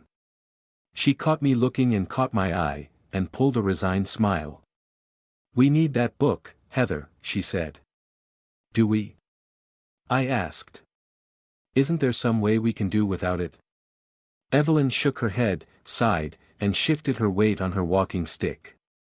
I've looked over the other two. We have a treasure trove there, indeed. But to make a true invisus oculus, according to what little I do know, will require certain formulae which other books reference as being in the Testament of Heliopolis. And we're not walking in through Wonderland's front door with a half-baked approximation. We're not even sneaking in through the back without the full thing, tested and certain. I can make us invisible to the eye, I think. But only if I have the resources. I nodded, a lump in my throat, and glanced back at Amy Stack, who was locked in an intense, silent staring match with Raine. Both of them ignored us. Like cats. I'm exhausted, Heather, Evelyn went on before I could gather my thoughts. We all are. Frankly, we all need a good rest. A few weeks with no bullshit, where nothing much happens. This last week, not to mention yesterday, she shook her head and cleared her throat with a grumble. Raine's wounded, I'm well, me. The last thing I want to be doing right now is organizing a mage's war against Edward Lilburne. I'd much rather spend the next 3 days taking Praem shopping for clothes. Please, Praem intoned. Evelyn cleared her throat and nodded vaguely, but then gestured at Stack. But we cannot keep her in our cellar for long. I am a problem for you, Stack said out loud, as if talking to Raine. Shoot me. Take what I know, and shoot me. What if we solve the problem with her little boy and I tried. We need that book, Evelyn repeated, staring holes through Stack. I can take what she knows from her mind, I said around the lump in my throat. Do it, Stack said. No, Evelyn mused. No, Heather, I don't think you can. Evie. She doesn't know where Edward Lilburne is, Evelyn said. With the slow reluctance of a predator dismissing a rival only to discover its territory had been breached by something so much worse than another creature like itself, Stack broke eye contact with Raine and looked up at Evelyn. Oh ho, went Raine. Evie, what's this? Evelyn sucked her teeth in thought as she stepped forward toward Stack. Past Raine's chair, past minimum safe distance, into what would have been Stack's personal space if she wasn't tied down. Praem moved to stand at her shoulder but Evelyn gently waved the doll demon back with her free hand, totally focused on Amy. Say, said Stack. You know as well as we do, Evelyn began, slow and measured and unruffled, but tired in every syllable. The only way to make certain your little boy is safe is killing Edward. If you knew where Edward was, you would have told us, as soon as possible. Your best hope is for us to get rid of him, quickly, before he has time to think about where you might be. Evelyn sighed. But you didn't. You want us to do it, but you can't throw in with us, because that means committing to finding him, and he has leverage over you, so if that goes wrong then a decision you made gets your boy hurt. If we let you go, you'll have to slink back to him, and explain why we're all still alive, which might get your boy hurt. If you're dead, you have no responsibility. You're trying to take the only way out that doesn't make it your fault if your kid dies. Stack stared back, face a stone-cold mask. I do know where You're a soldier, not a strategist, Evelyn snapped. Don't try to keep up with me. To my amazement, Stack visibly swallowed, throat bobbing. Shoot me. No, Evelyn said, unimpressed. Come out of your stupid corner and take responsibility. I don't know where Mr. Lilburne is, Stack said. Everything was done by intermediaries, and over the phone. The doorway to that library dimension was in a suburban house out in Coltmere Village, but we had to bring all the equipment on site ourselves. There was a man there I'd never met before, an older gentleman who opened the gate for us. Had instructions to destroy it afterward and move all the equipment. The books were to be passed to his lawyer. I don't know where Lilburne's been operating from. I have a phone number memorized by which I contact a middleman. Mr. Lilburne would then leave messages for me, on my phone, from a protected number. Now I'm here. I'm out of the loop. Thank you, Evelyn said, dripping sarcasm. I know nothing. I am useless.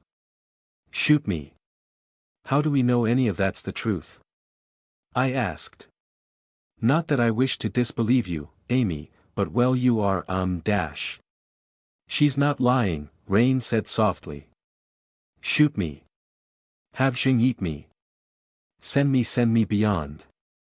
Get rid of me, Stack said again, and the chill in her voice hurt to hear.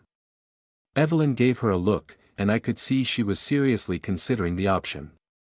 No, I spoke up. We're not killing anybody if we can avoid it. Cold-blooded execution is a step we can't come back from, and I cannot believe I am having to say that out loud. Evie, no. She is a liability, Evelyn murmured. Until Edward is dead, she is a liability. And what do we do with her in the meantime, HM? She's a human being. She needs to eat and drink and take a shit now and again. Are we going to have Xing brush her teeth for her while we keep her tied up down here? What if it takes weeks for us to find Edward? Then weeks is what it takes, I said, groping for justification. Evelyn shot me a sidelong frown. Have you forgotten what this woman is, Heather? Who she helped? Who she worked for?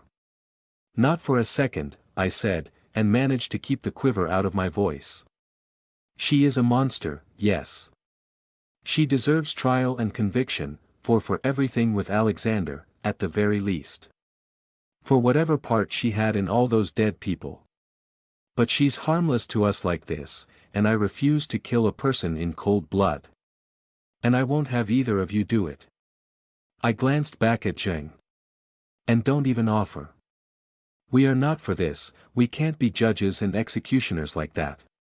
The cost to ourselves is too high. Evelyn tooted. As you've said before. This is the same problem as with Sarika. Sarika isn't dangerous anymore, Evelyn drawled. I will do as you need, shaman, Xing rumbled. But this fox will not lie still in the trap. Quicker to snap her neck. Raine laughed a single, humorless laugh and shook her head. I think I spoke up and hiccuped. I think I am about to be outvoted. Aren't I? Stack closed her eyes in acceptance. She'd come to the same conclusion. We're not killing her, Raine said, very quietly. What? Evelyn frowned back at her in surprise. Raine shrugged and flashed a strange grin. Executive decision. I'm with Heather on this. Plus, hey, if we can find her kid, that solves it, right? Have you taken leave of your senses, Raine? No, it must be the painkillers, of course, I never thought you were Evelyn trailed off, eyes distant. I could practically see the light bulb going on in her head.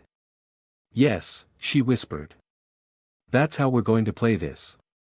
Save the kid, win her over. Raine asked. Evie, I'm tending toward mercy for Heather's sake. Well, thank you, I tooted. But Stack here is still a psycho, that's not gonna work. Evelyn tooted and shook her head.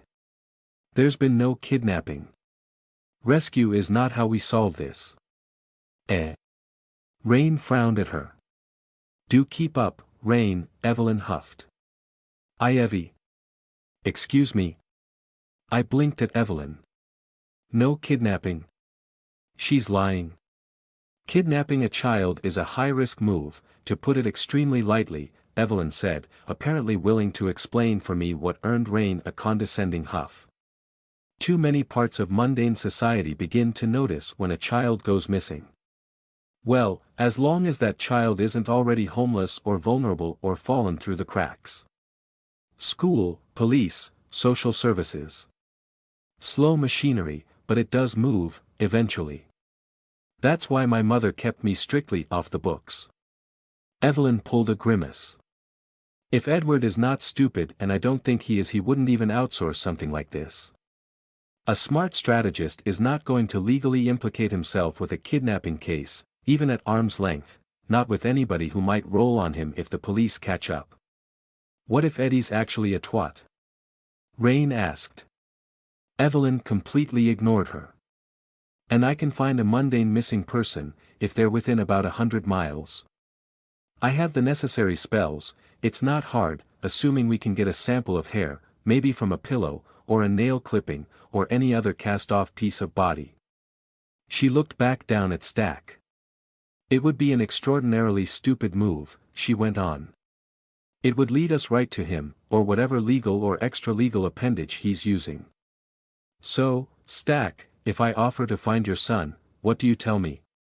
He has my little boy, Stack repeated, with a note of horror and defeat creeping into her voice, a hollow sound that made my heart ache, even for this monster. But it's not a kidnapping. Bingo. Do share, that's a good girl, Evelyn drawled. Stack stared back, silence. Take the offer, Praem intoned, softly. My boy and his father have an unwanted house guest, Stack said. I couldn't get rid of it. Neither can you. The day after I tried, I got the first call from him, the request to come back in. The threat was obvious. Shoot me, and Edward might call it off. Evelyn turned to me with a smile of grim triumph. And there's the thread we pull to find the puppet master. Shoot me. Stack swallowed. Please. 27 Meadowfields Road was a squat and grimy two-story terraced house, in a row of similarly squat and grimy two-story terraced houses, set back from the potholed road itself behind a tiny bricked-in garden which had seen neither grass nor flower for many a year. Covered in awful 1960s flat cladding which looked like diseased sand peeled from a beach, punctuated by white plastic windowsills and black drain piping in the alien spacecraft of a satellite television dish, it did not look like a very nice place to live. A battered old compact car lurked half up on the pavement. It was, after all, Sunday lunchtime. Praem pulled Raine's car to a stop on the opposite side of the road, and killed the engine with deft, efficient motions of her hands. Evelyn sat up and squinted through the passenger side window, and the three of us in the back craned to see as well. His neighbors are probably at home, Twill grunted, frowning and huffing and almost growling with how much she disliked this. Gotta do this quiet like. If anything requires making a lot of noise, Evelyn said, then we are not up to it. Not right now. Speak for yourself, I'm ready to fight a bull, Twill hissed. I don't need my legs to pull a trigger, Raine said. No gunfire, Evelyn said through her teeth. This is social work. If we have to remove something by force, best Heather does it. Evelyn glanced at me, sandwiched between Raine and Twill in the back seat, and I shot her a nervous smile of acknowledgement. Good deeds, Praem intoned. Twill shook her head. Can't believe we left her alive when she didn't know shit. In the end, Stack had given up the address without torture or hyperdimensional mind rip. I suspected she knew this task was inevitable either way, and she'd rather we go into it with all the energy we could muster. I wasn't certain if Evelyn had made her see sense, or if she had other plans once we were gone, but Zheng was still watching her, and I had complete faith in my giant beautiful zombie to keep Amy Stack firmly in that chair until we returned home. Then, well, we'd see. Praem had driven us, a slightly risky decision considering she neither had a license nor officially existed, but there was no way Raine was going to drive across Sherrowford with one functional leg. I was not privy to the details of clutch and brake and accelerator, but I was assured by Evelyn's snippy comments that this would have been a bad idea. So Praem took the helm, and we went along for the short ride. She was careful, precise, and drove at a perfectly safe speed. She is an asset, Evelyn said, still watching the house. We are going to ward this house to the gills. We're going to ward the boy. This is my city, my territory, I am not having this happening to a child, not here. And it binds Stack to us. If I get rid of the unwanted guest, and then ward the house, then a threat to me is a threat to her child.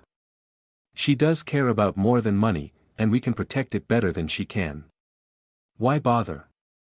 Twill grumbled. Because if these strings don't lead us back to Edward, then she will do, if properly motivated. Evelyn glanced into the back seat, at me. Anything, Heather. I hate this idea as much as Twill, I said. Evie, when I said we shouldn't kill her dash. I mean, do you see anything? Evelyn said, with infinite patience. Let's just get this part done. Then we can debate. I sighed and looked through the car windows again, to show willing. Just regular spirit life. There's a cross between a squid and a Komodo dragon, scales reflecting gray sky like tiny mirrors, was basking on a nearby rooftop. At the far end of the street, a pack of things like jackals with faces like melted masks were playing some kind of physical game which involved rushing back and forth from each other. A 20-foot figure of shadow and wings stood a few gardens down, staring up at the sky. Overhead, a whirligig spinning top of rippling flesh bobbed along on invisible currents, trailing 1,000-foot tentacles behind it. Nothing important, I finished. Right. Raine, make the call. Raine produced her mobile phone and brought up the personal number which Amy Stack had divulged. We hadn't called ahead, in case other parties were listening in and decided to get here before us. She pressed the call button. 4 rings, then the line connected. Hello. I heard from the other end a man's voice with the faintest hint of a Pashto accent. Hello, good afternoon good sir. Raine launched into her full-blown customer service good girl voice and shot a thumbs up at the rest of us. In any other situation I would have burst out laughing, it was so bizarre. I wondered where she'd learned how to speak like that. Am I speaking to Mr. Shuja Yusufzai? Speaking, the man replied, curious but wary. Even down the phone his voice was worn out and stretched thin. In one of the windows of number 27, a curtain twitched. Who is this? We've come about your pest problem, Raine said, bright and happy, grinning wide. I'm sorry. I didn't call anybody from any pest control company, I don't understand. You must have a wrong dash. Yeah, you don't understand, Raine spoke right over him. An old comrade of yours sent us, to solve your pest control problem. Silence. A long, horrible moment of silence, during which I shared the cold shiver that must have come over the poor man inside that house, peering out of a crack in his curtains at a world that had sent a monster to haunt his son. Ah, he breathed eventually. The pest. Yes. The pest problem. I will come to the front door. I am armed, if you are not what you say you are. Show yourself, I will come to the door. Shuja Yusufzai did not look like the sort of person capable of dealing with Amy Stack. But then again, neither did I. He cracked open the front door of his narrow terraced house just enough to peer out at us from behind thick-rimmed spectacles, blinking and squinting like a furtive nocturnal mammal exposed to sudden daylight, watchful for buzzards and foxes and cats. He showed little surprise at the sight of 5 young women on his doorstep, beyond his exhausted frown and a wary tightness around his eyes. Hey there, said Raine. She smiled and gave him a curt practical nod, doing her best to stand up straight despite her crutch. I'm the one from the phone call. Hello sir, I added quickly. We're very sorry to interrupt your Sunday. I smiled too, doing my best to look non-threatening, hands folded neatly in front of me like a good Girl Scout here to provide aid to the elderly and infirm. I suppose I was the sole representative of normality at least outwardly. But he'd settled on Raine. And who are you? He asked, and did an admirable job of controlling the quiver in his voice. Raine just smiled. At least tell me who sent you, he said. At least that. She's not the one in charge here, Evelyn said, terse and impatient. We best talk inside, Mr. Yusufzai. The responsible parties may be observing us. Yeah, Twill muttered, head on a swivel as she brought up the rear, glancing up and down the street. Don't see anybody right now, but that doesn't mean shit. Shuja swallowed hard on a dry throat, then nodded. Alright. Alright, very well, yes, I suppose if you wanted to hurt us, you best come inside, yes. He opened the door and stepped back. Raine moved to go in first but Praem took her place, flanking Evelyn. I gently helped Raine maneuver her crutch over the threshold, and Twill entered last. With all the awkward invasive intimacy of stepping into the unfamiliar home of a person who didn't really want you there, we filed in through the front door. Inside was a short corridor from which the rest of the rooms branched off, carpeted in threadbare brown.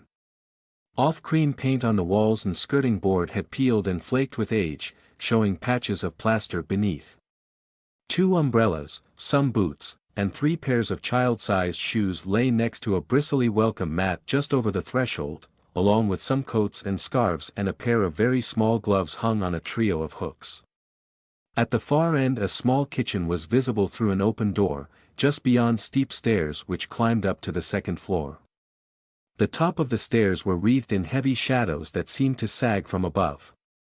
These post-war terraces had been thrown together as quickly as possible, and I tooted inside at the poor use of natural light.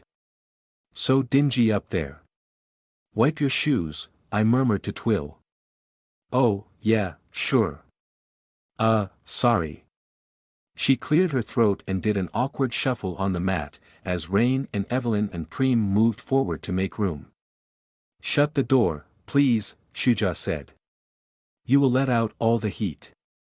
He had backed away from us as we'd entered, staying at a safe distance from the unknowns he was letting into his home. Shuja, the father of Amy Stack's child, had an intelligent face with expressive blue eyes the color of unspoilt seas, bespectacled and somehow sad, always nudging the thick rims back up his nose with a fingertip. A neatly trimmed goatee beard matched his hair, thick and black, showing a little gray with the onset of middle age.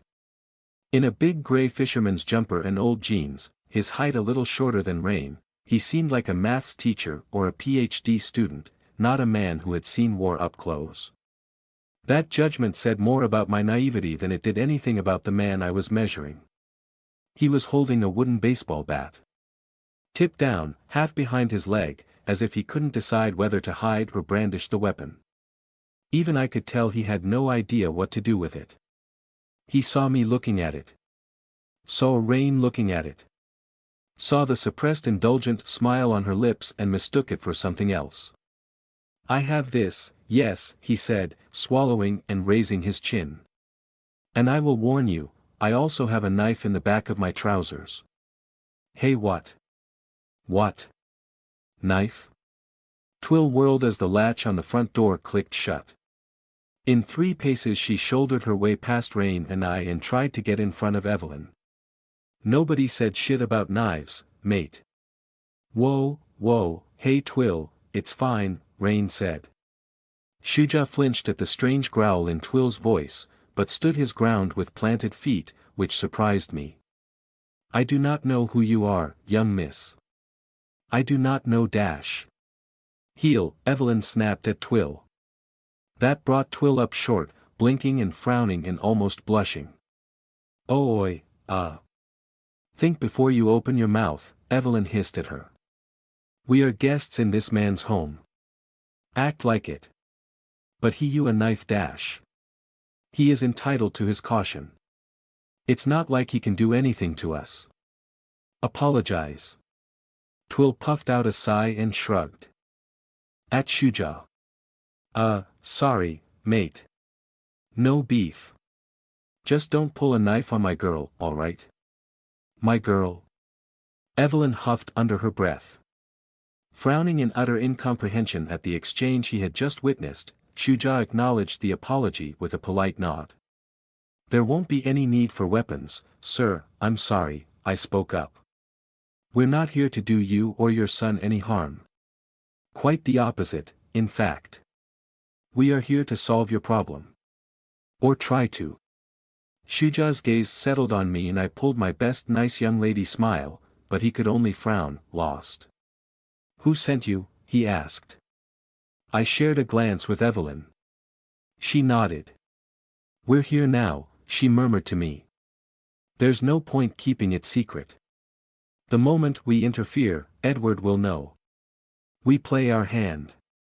Evelyn turned to Shuja and raised her chin, expression composed and calm and faintly grim, walking stick held out at an angle, other hand behind her waist. I swore her back was slightly straighter than usual. For this moment, for this purpose, Evelyn was the very picture of the archmage, the general, the commander, a cold and competent mind, ready to move her pieces on the board. "Mr. Yusufzai," she said. "My name is Evelyn Say. I suggest you remember it dash. I will not be intimidated in my own dash. Because you may want to invoke my name," she raised her voice over him. "To warn off any further attempts on your family's safety." He blinked at Evelyn, taking stock of her anew, and tried very hard to be polite and not look her up and down. Evelyn, with her twisted back and awkward posture, her walking stick and coat pockets laden down with notebooks. What did we look like to him? At least Praem wasn't back in a maid outfit yet, still dressed in Evelyn's borrowed clothes. That would have been confusing. "But," he said. "But you are."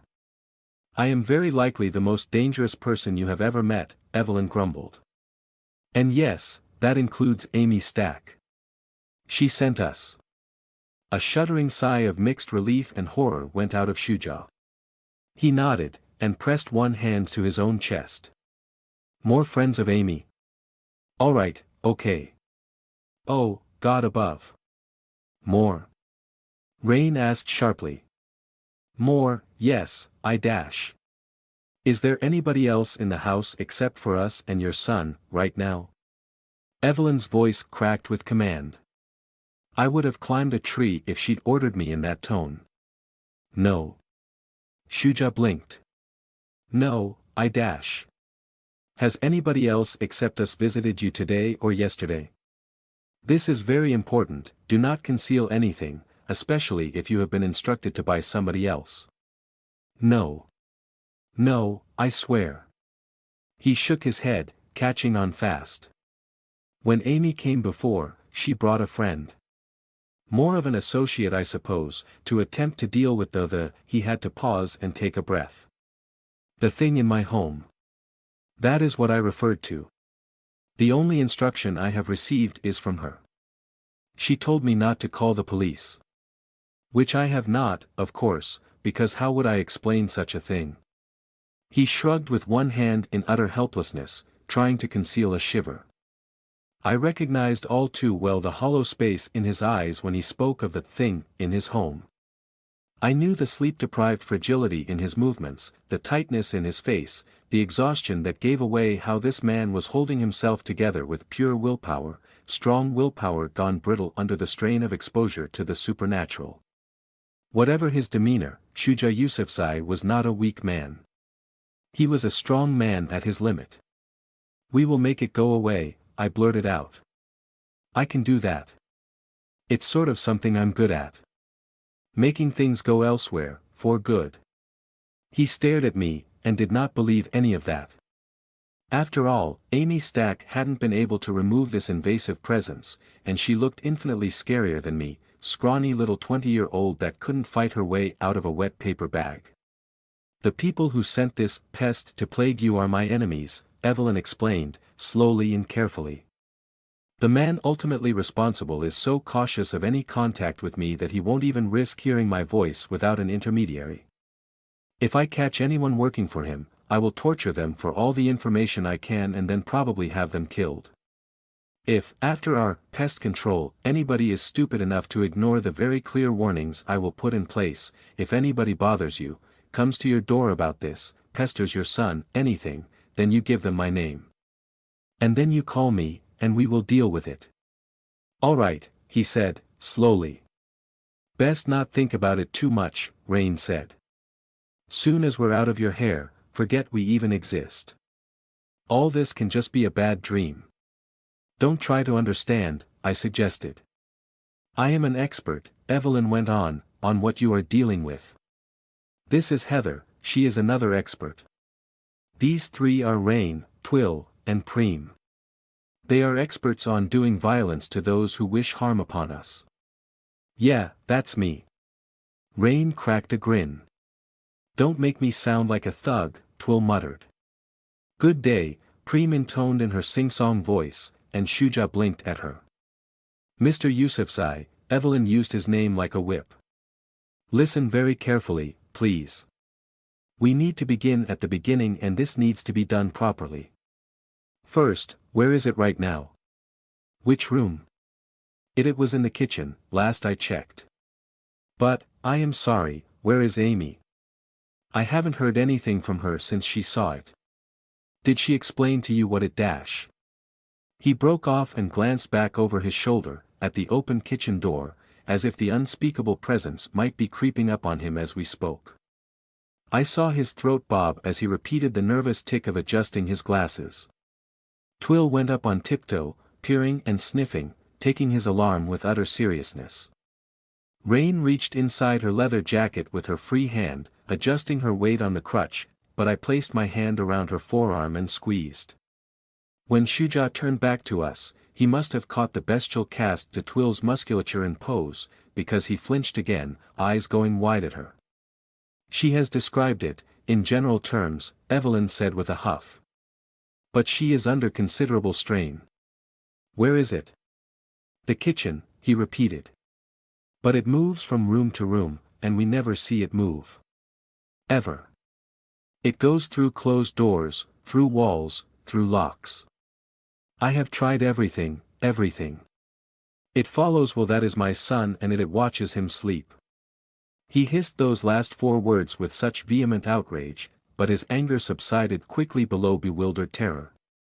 Sometimes it watches me sleep, but that is better, in some ways.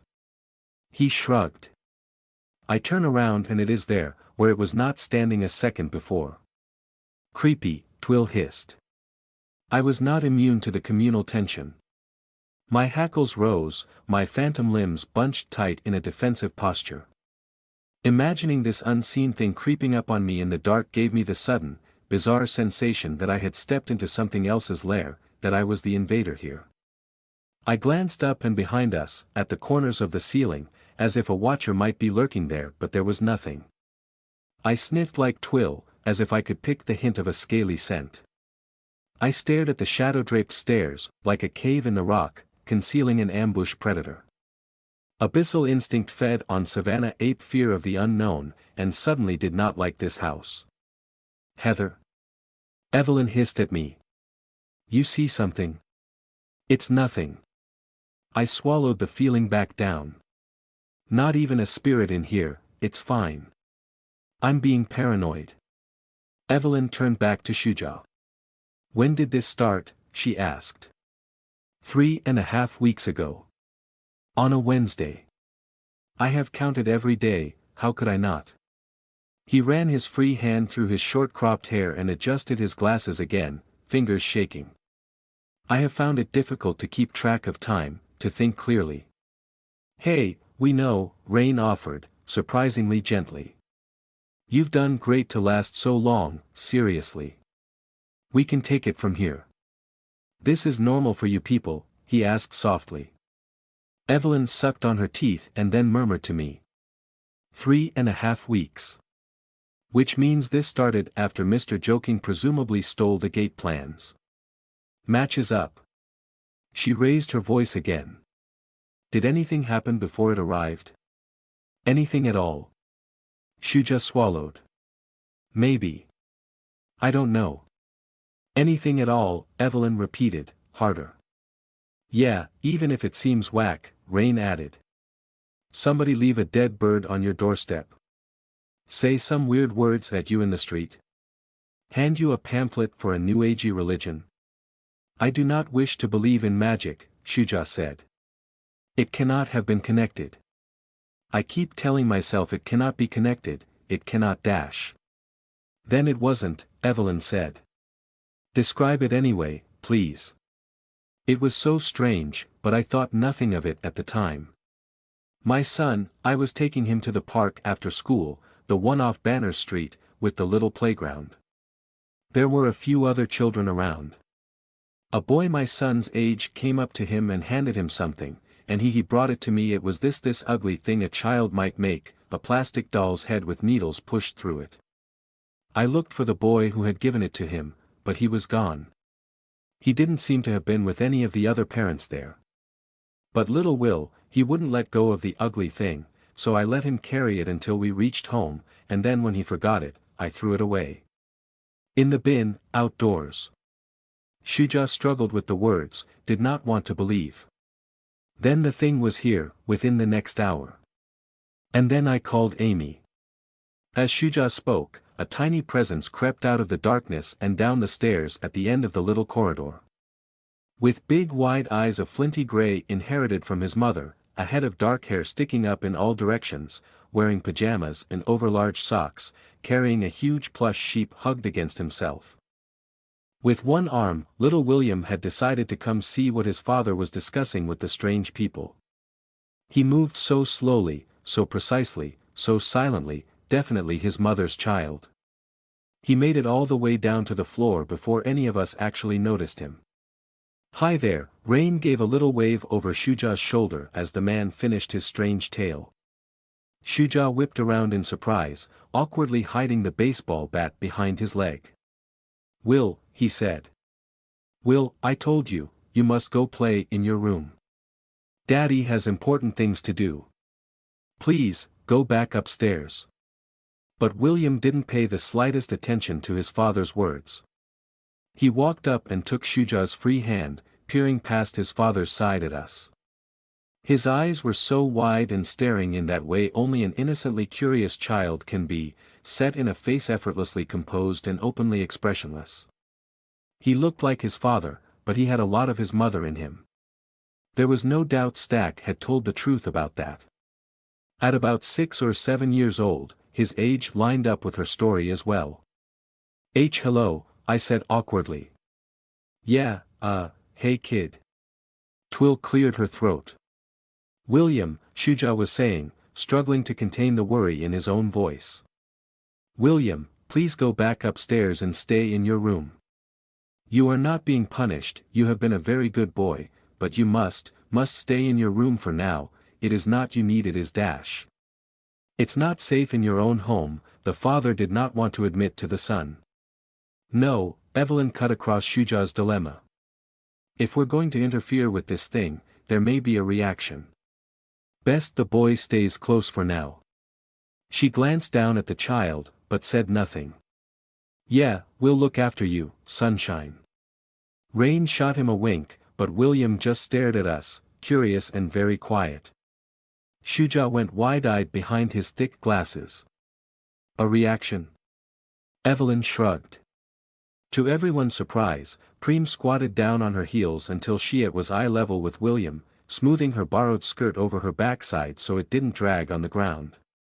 She made eye contact or did so as best she could, with those milk-white, empty orbs. Good afternoon, young Master William, she said, in her Silver Bells sing-song voice, backed by the faintest tinkle of icicles. Will finally lit up, with the kind of easy smile that should be on a child's face. Your voice is funny, he giggled. William, his father said, swallowing and trying not to stare at Praem in bewildered incomprehension. That is rude, it is rude to call other people's voices funny. I am sorry, he can be quite precocious, I dash. Dayawad, I mean it's pretty. Will insisted, frowning up at his father. Thank you very much, Praem sang. Will giggled again. Evelyn cleared her throat awkwardly, not sure if she should be frowning at Praem or praising her. Yes, well, be that as it may. We need to dash. What are you all doing here? Will asked, and Evelyn stumbled to a halt. Shuja opened his mouth, but hesitated as well. A man who wanted to tell his child the truth, but did not know what to say. Your mum sent us to get rid of the nasty thing, Raine said, and winked again. Oh. William's good humor fled his face. He wrinkled his nose. The nasty statue. Mr. Yusufzai, Evelyn said. Show us, please. Edward Lilburne had sent a child's nightmare to watch Amy Stack's son. It was a miracle the boy wasn't traumatized already.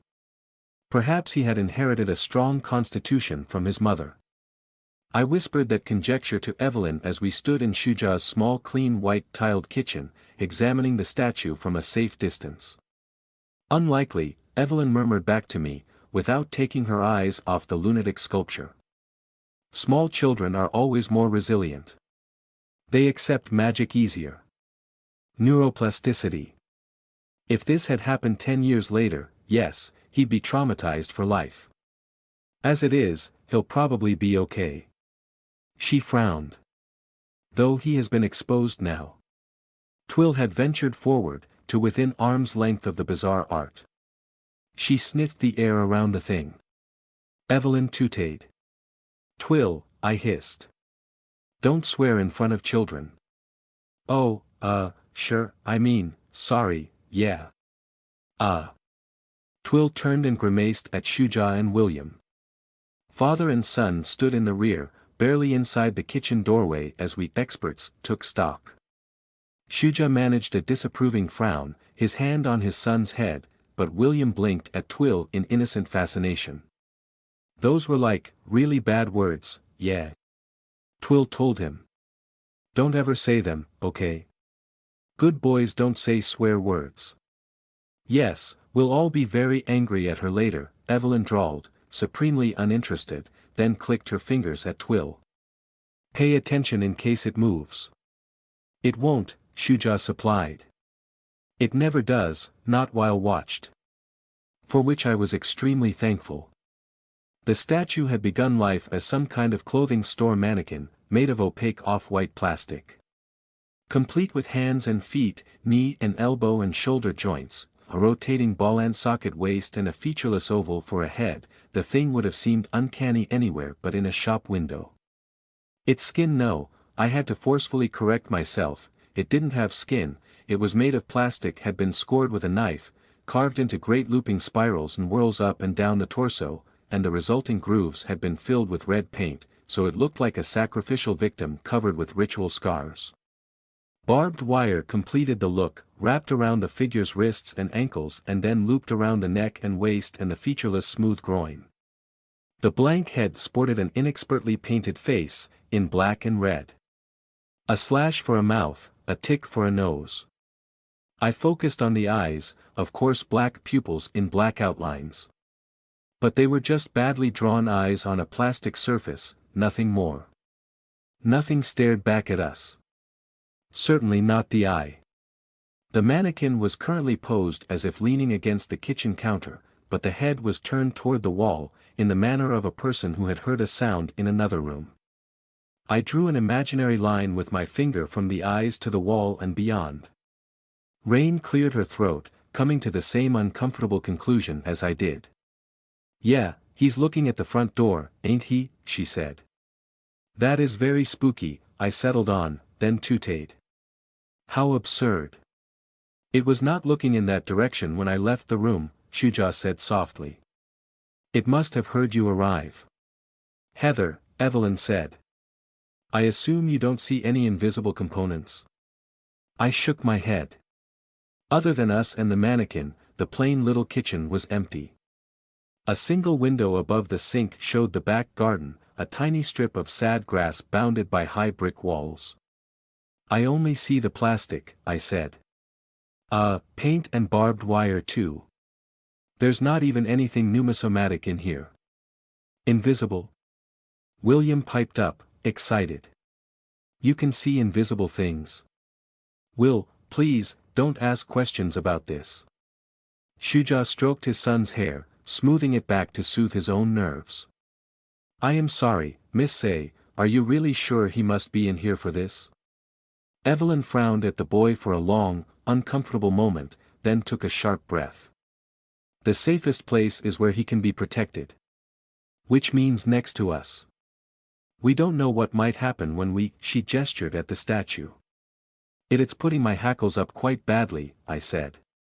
Raine gently took my shoulder and squeezed. Yeah, me too, Twill growled.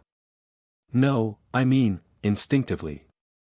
I swallowed hard and tried to clamp down on the feeling. The sensation had crept over me as we'd entered the kitchen, passing under the shadow of the stairs. My phantom limbs, mirrors of the real me, the homo abyssus that was the core of myself, were twitching and wary, trying to cover every direction in a defensive halo. A hiss kept trying to climb up my throat. I sort of want to pull it apart. Very badly. But also not touch it. If you can dismantle it, you are more than welcome to, Shuja said, with feeling. Have you touched the thing?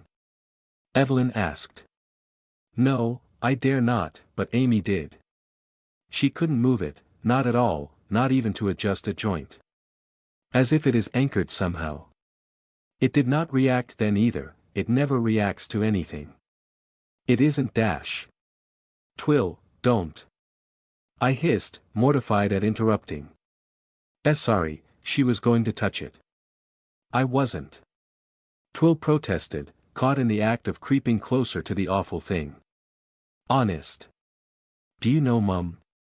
William suddenly asked, looking up at Evelyn with big, curious eyes. Where is she?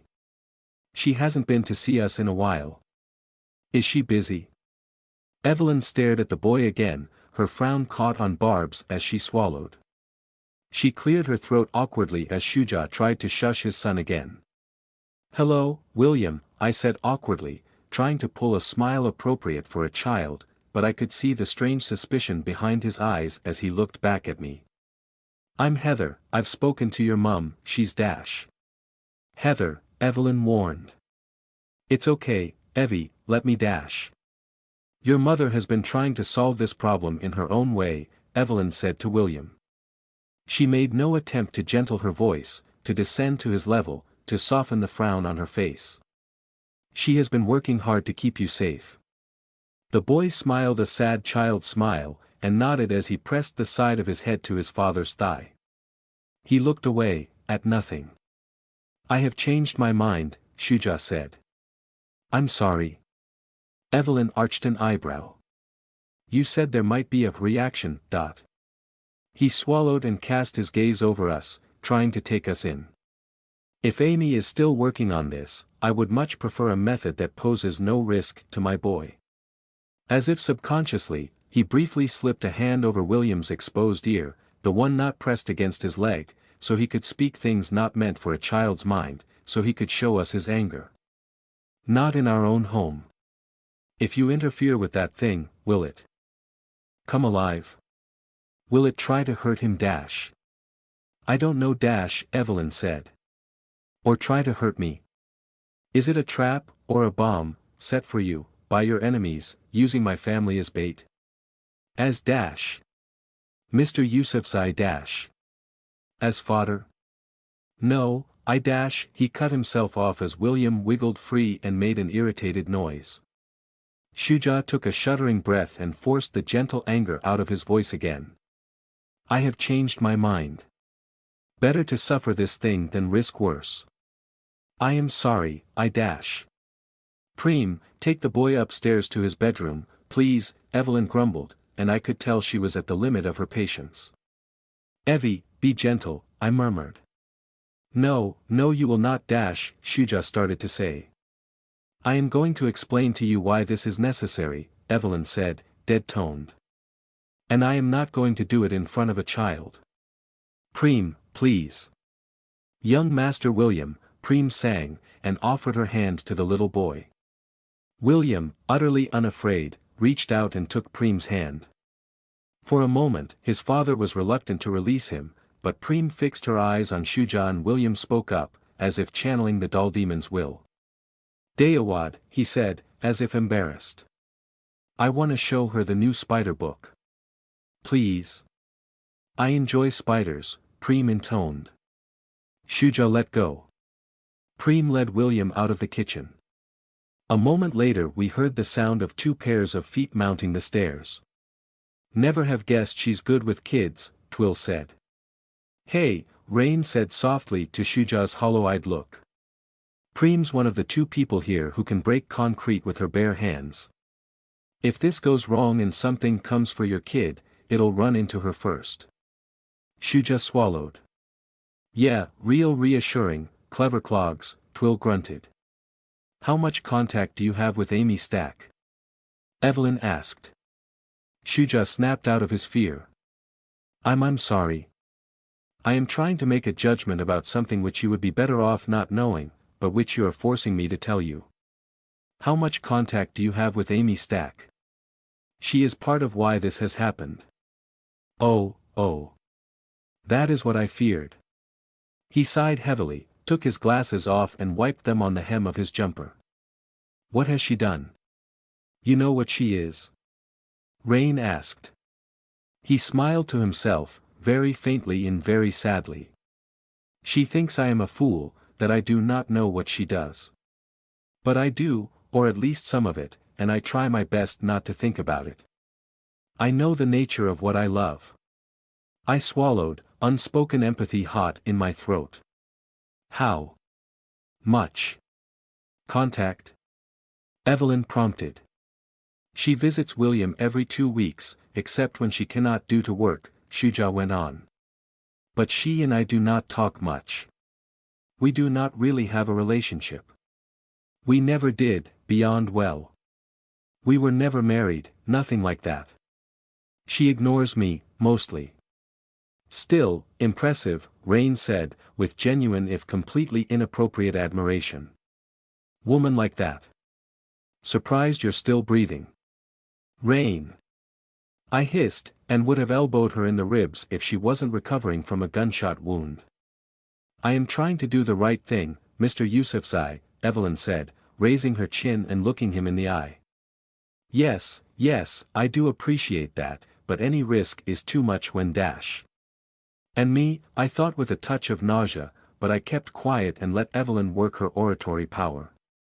Oh, said Shuja. Geez, Evie, dial back, Twill murmured. Evie did not dial back. I am not Amy Stack's friend. I am very much her enemy. The job has led Miss Stack into a position in which she has very few choices indeed. Her predicament presents me with a problem.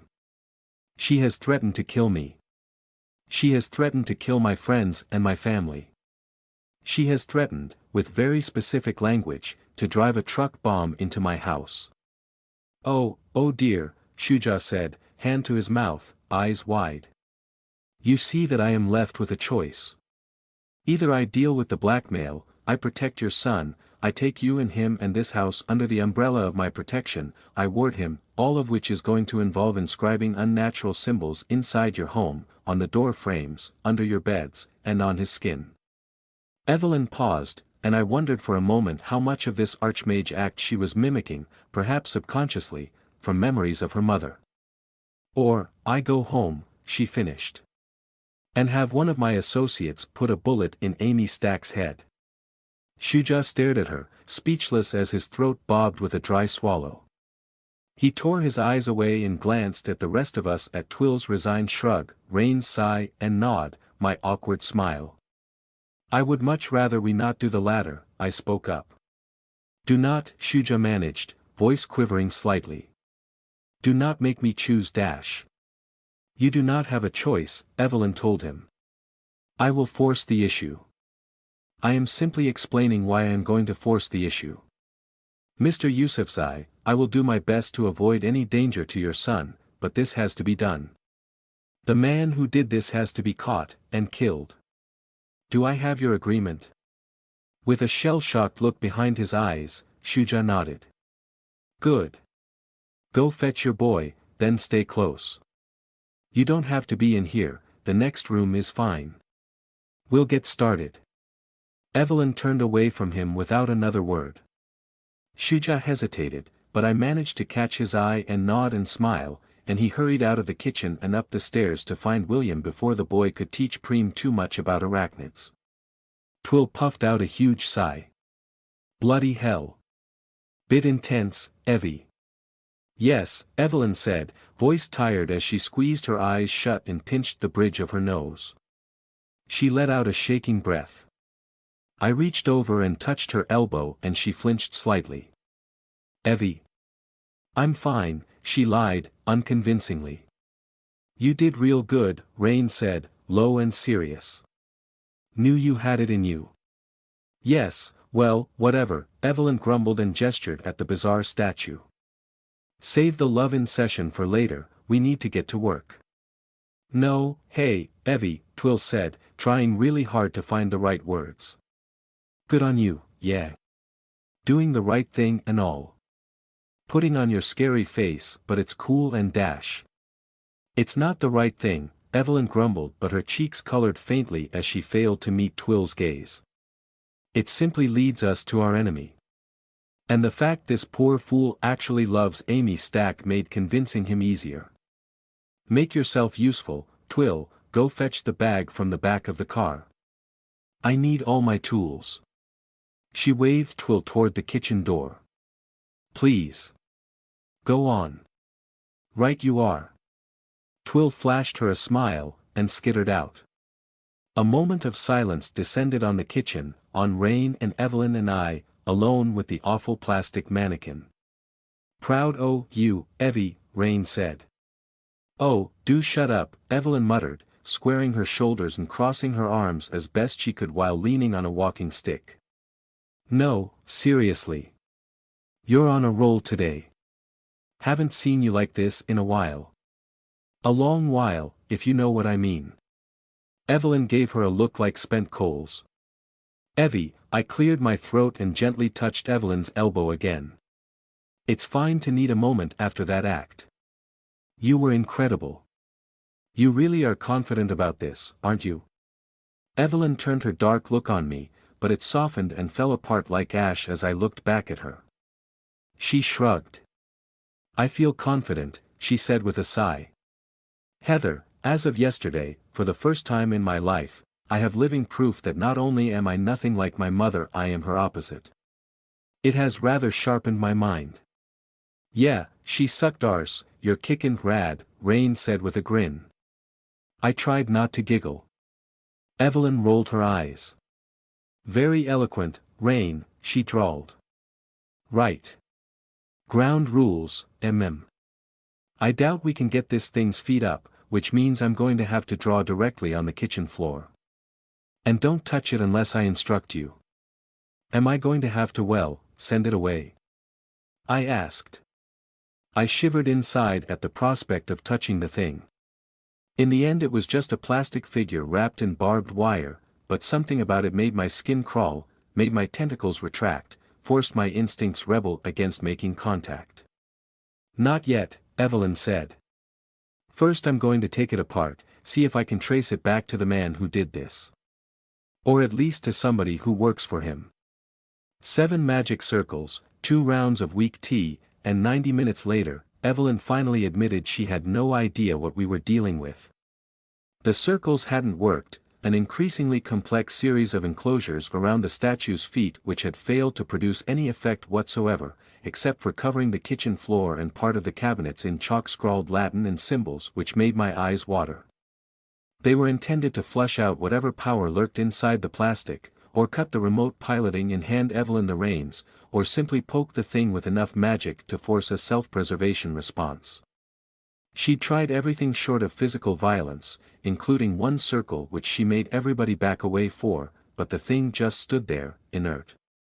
About 20 minutes into the experiments, we'd made a collective mistake. Evelyn had looked away, I'd been looking at Evelyn, Twill had turned to pick up her cup of tea, and Raine had been sitting in the chair I'd fetched for her and closed her eyes in brief exhaustion, leaning heavily on her crutch. Praem had been out in the corridor entertaining William with a game of thumb war, using a fraction of her actual strength, I'm sure taking a break from the work of physically inscribing Evelyn's magic circles. For about 2 seconds, nobody had been looking at the carved and bound mannequin. Then Twill had jumped out of her skin and growled like a startled hound. We'd all whipped around to find the thing had straightened up, moved about 8 inches away from the kitchen counter, and turned its painted face to point at Evelyn. Language, Evelyn muttered, fascinated. The boy can hear you. Since then, we made sure to keep at least one pair of eyes on it at all times. But now Evelyn gave up, exasperated at the thing, and told Praem to get up off the floor. The doll demon stood, placed down the piece of red chalk she'd been using to draw yet another circle, and dusted off the knees of her borrowed skirt. Still nothing? I asked, a little cautious of Evelyn's thundercloud frown. It's nonsense, she all but spat at the plastic clothing dummy. It's nothing. I don't understand. We saw it move, we saw it was in another position, but it's nothing. Maybe it's a red herring, Raine mused from her chair. We saw it move, Evelyn repeated. If it moves, it must possess some animating force, but it is not possessed. It's not a vessel for anything, not like Praem. There's nothing in there, no strings, no control. All this, she waved her walking stick at the spirals and barbed wire, and I got the impression she very much wanted to just give the thing a good hard whack. This is all so much bullshit. None of it does anything, none of it is magic, it's all for show. What if something picks it up and moves it around? Twill asked, squinting in thought. Like, when we're not looking. Oh, don't be so completely stup. Evelyn cut herself off and frowned at Twill. Alright, that's possible. You may be on to something. Twill grinned at the praise. Go me. It's not such a bad idea, I said, trailing off as my stomach clenched up tight. I'd seen nothing enter, no pneumosomatic tentacles adjusting the mannequin, no secret forces moving the limbs.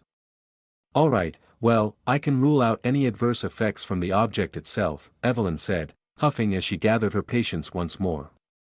Twill, I want you to do the honors. The what? Twill asked. Smack it upside the head. Oh, Evie, no, I said, as my phantom tentacles tried to physically pull me backward out of the kitchen. Raine saw me shudder, and put her hand on the small of my back. I really don't think we should touch it. I really don't. I respect your caution, Heather, Evelyn said. But it's inert. It does nothing. And Stack touched it before, remember? It moved. I hissed. Evelyn frowned at me. You're going to have to touch it too, eventually, to get rid of it. Heather, where is this coming from? Is this an instinct thing? Tell me, it may be important. I don't know, I admitted, blushing and confused. It feels wrong. Like being on the ocean floor and seeing food out in the open, too obvious. Maybe just brainmathing it outside first is safer, instead of having Twill stick her hand in the fire. Oi, Twill said. Evelyn considered me, then the mannequin, then Twill. Raine just shrugged. You think it's bait? Evelyn asked, and didn't wait for an answer. Possible. But getting rid of it will cost us this lead. If I send it outside and nothing happens, I can always bring it back, I said. I'll need a sick bucket, but I can. Oi, hey, shut up, Twill said. If this is a trap, you ain't touching it first. I'm invincible, remember? Danger can sit and swivel. Watch. And before we could stop her, Twill reached out and grabbed the plastic forearm, just behind the loop of barbed wire. I winced and flinched. Evelyn stiffened. Raine raised her eyebrows. Nothing happened. Nothin' to it. Twill said with a smug grin. Twill. I whined. Yes, how very brave, Evelyn drawled. Raine gave her a little round of applause and a full-throated "wee." Drawn by the commotion, William's little face appeared around the kitchen door, shadowed by Praem and Shuja behind them both. Doesn't budge an inch though, Twill said, straining backward and grunting, planting both her feet and trying to shift the elbow joint, or just pull the figure over onto the floor. Not kidding, she grunted through gritted teeth, muscles locking beneath her hoodie and coat as she contorted herself for better leverage. Curious, Evelyn mused. As if anchored in space itself. Perhaps if we cut into it and dash. Shivering threads of light caught my eye. Oh, the breath went out of me. My eyes went wide. The bottom dropped out of my stomach. Twill, stop. Gossamer thin and steel strong, invisible when still, catching diamond light when disturbed. Vibrating with the transmitted energy of Twill's strength, wrapped around the plastic mannequin's neck and fingertips, pulled taut over our heads and beneath the lintel of the kitchen door and out into the corridor. Praem was looking up too. None of the others could see them. Pneumosomatic spider silk. No wonder I'd missed the invisible component. Couldn't see it until you touched it. Out in the short little corridor which led to the stairs, a huge shadow, the one I'd assumed had been merely a lack of lighting up on the second floor, shifted like a tapeworm coiled in the guts of the house, a million folds writhing over themselves as the owner parted its own camouflage. A single pale white insectoid limb, long as two people, furred in the off-white of fresh pus and twisting every which way with far too many multidirectional joints, groped in upside down through the kitchen doorway, tracking along the ceiling. Pneumosomatic flesh, but unnatural. Each piece of thick chitin armor plate was too regular to be the product of anarchic spirit life. I swallowed a hiss. Heather. Raine sensed my fear first, hauled herself out of her chair and moved to protect me from something she couldn't even see. Twill, away from the mannequin, now, Evelyn snapped. Heather, what do you see? Praem, what is it? I think Edward made a servitor, I whispered.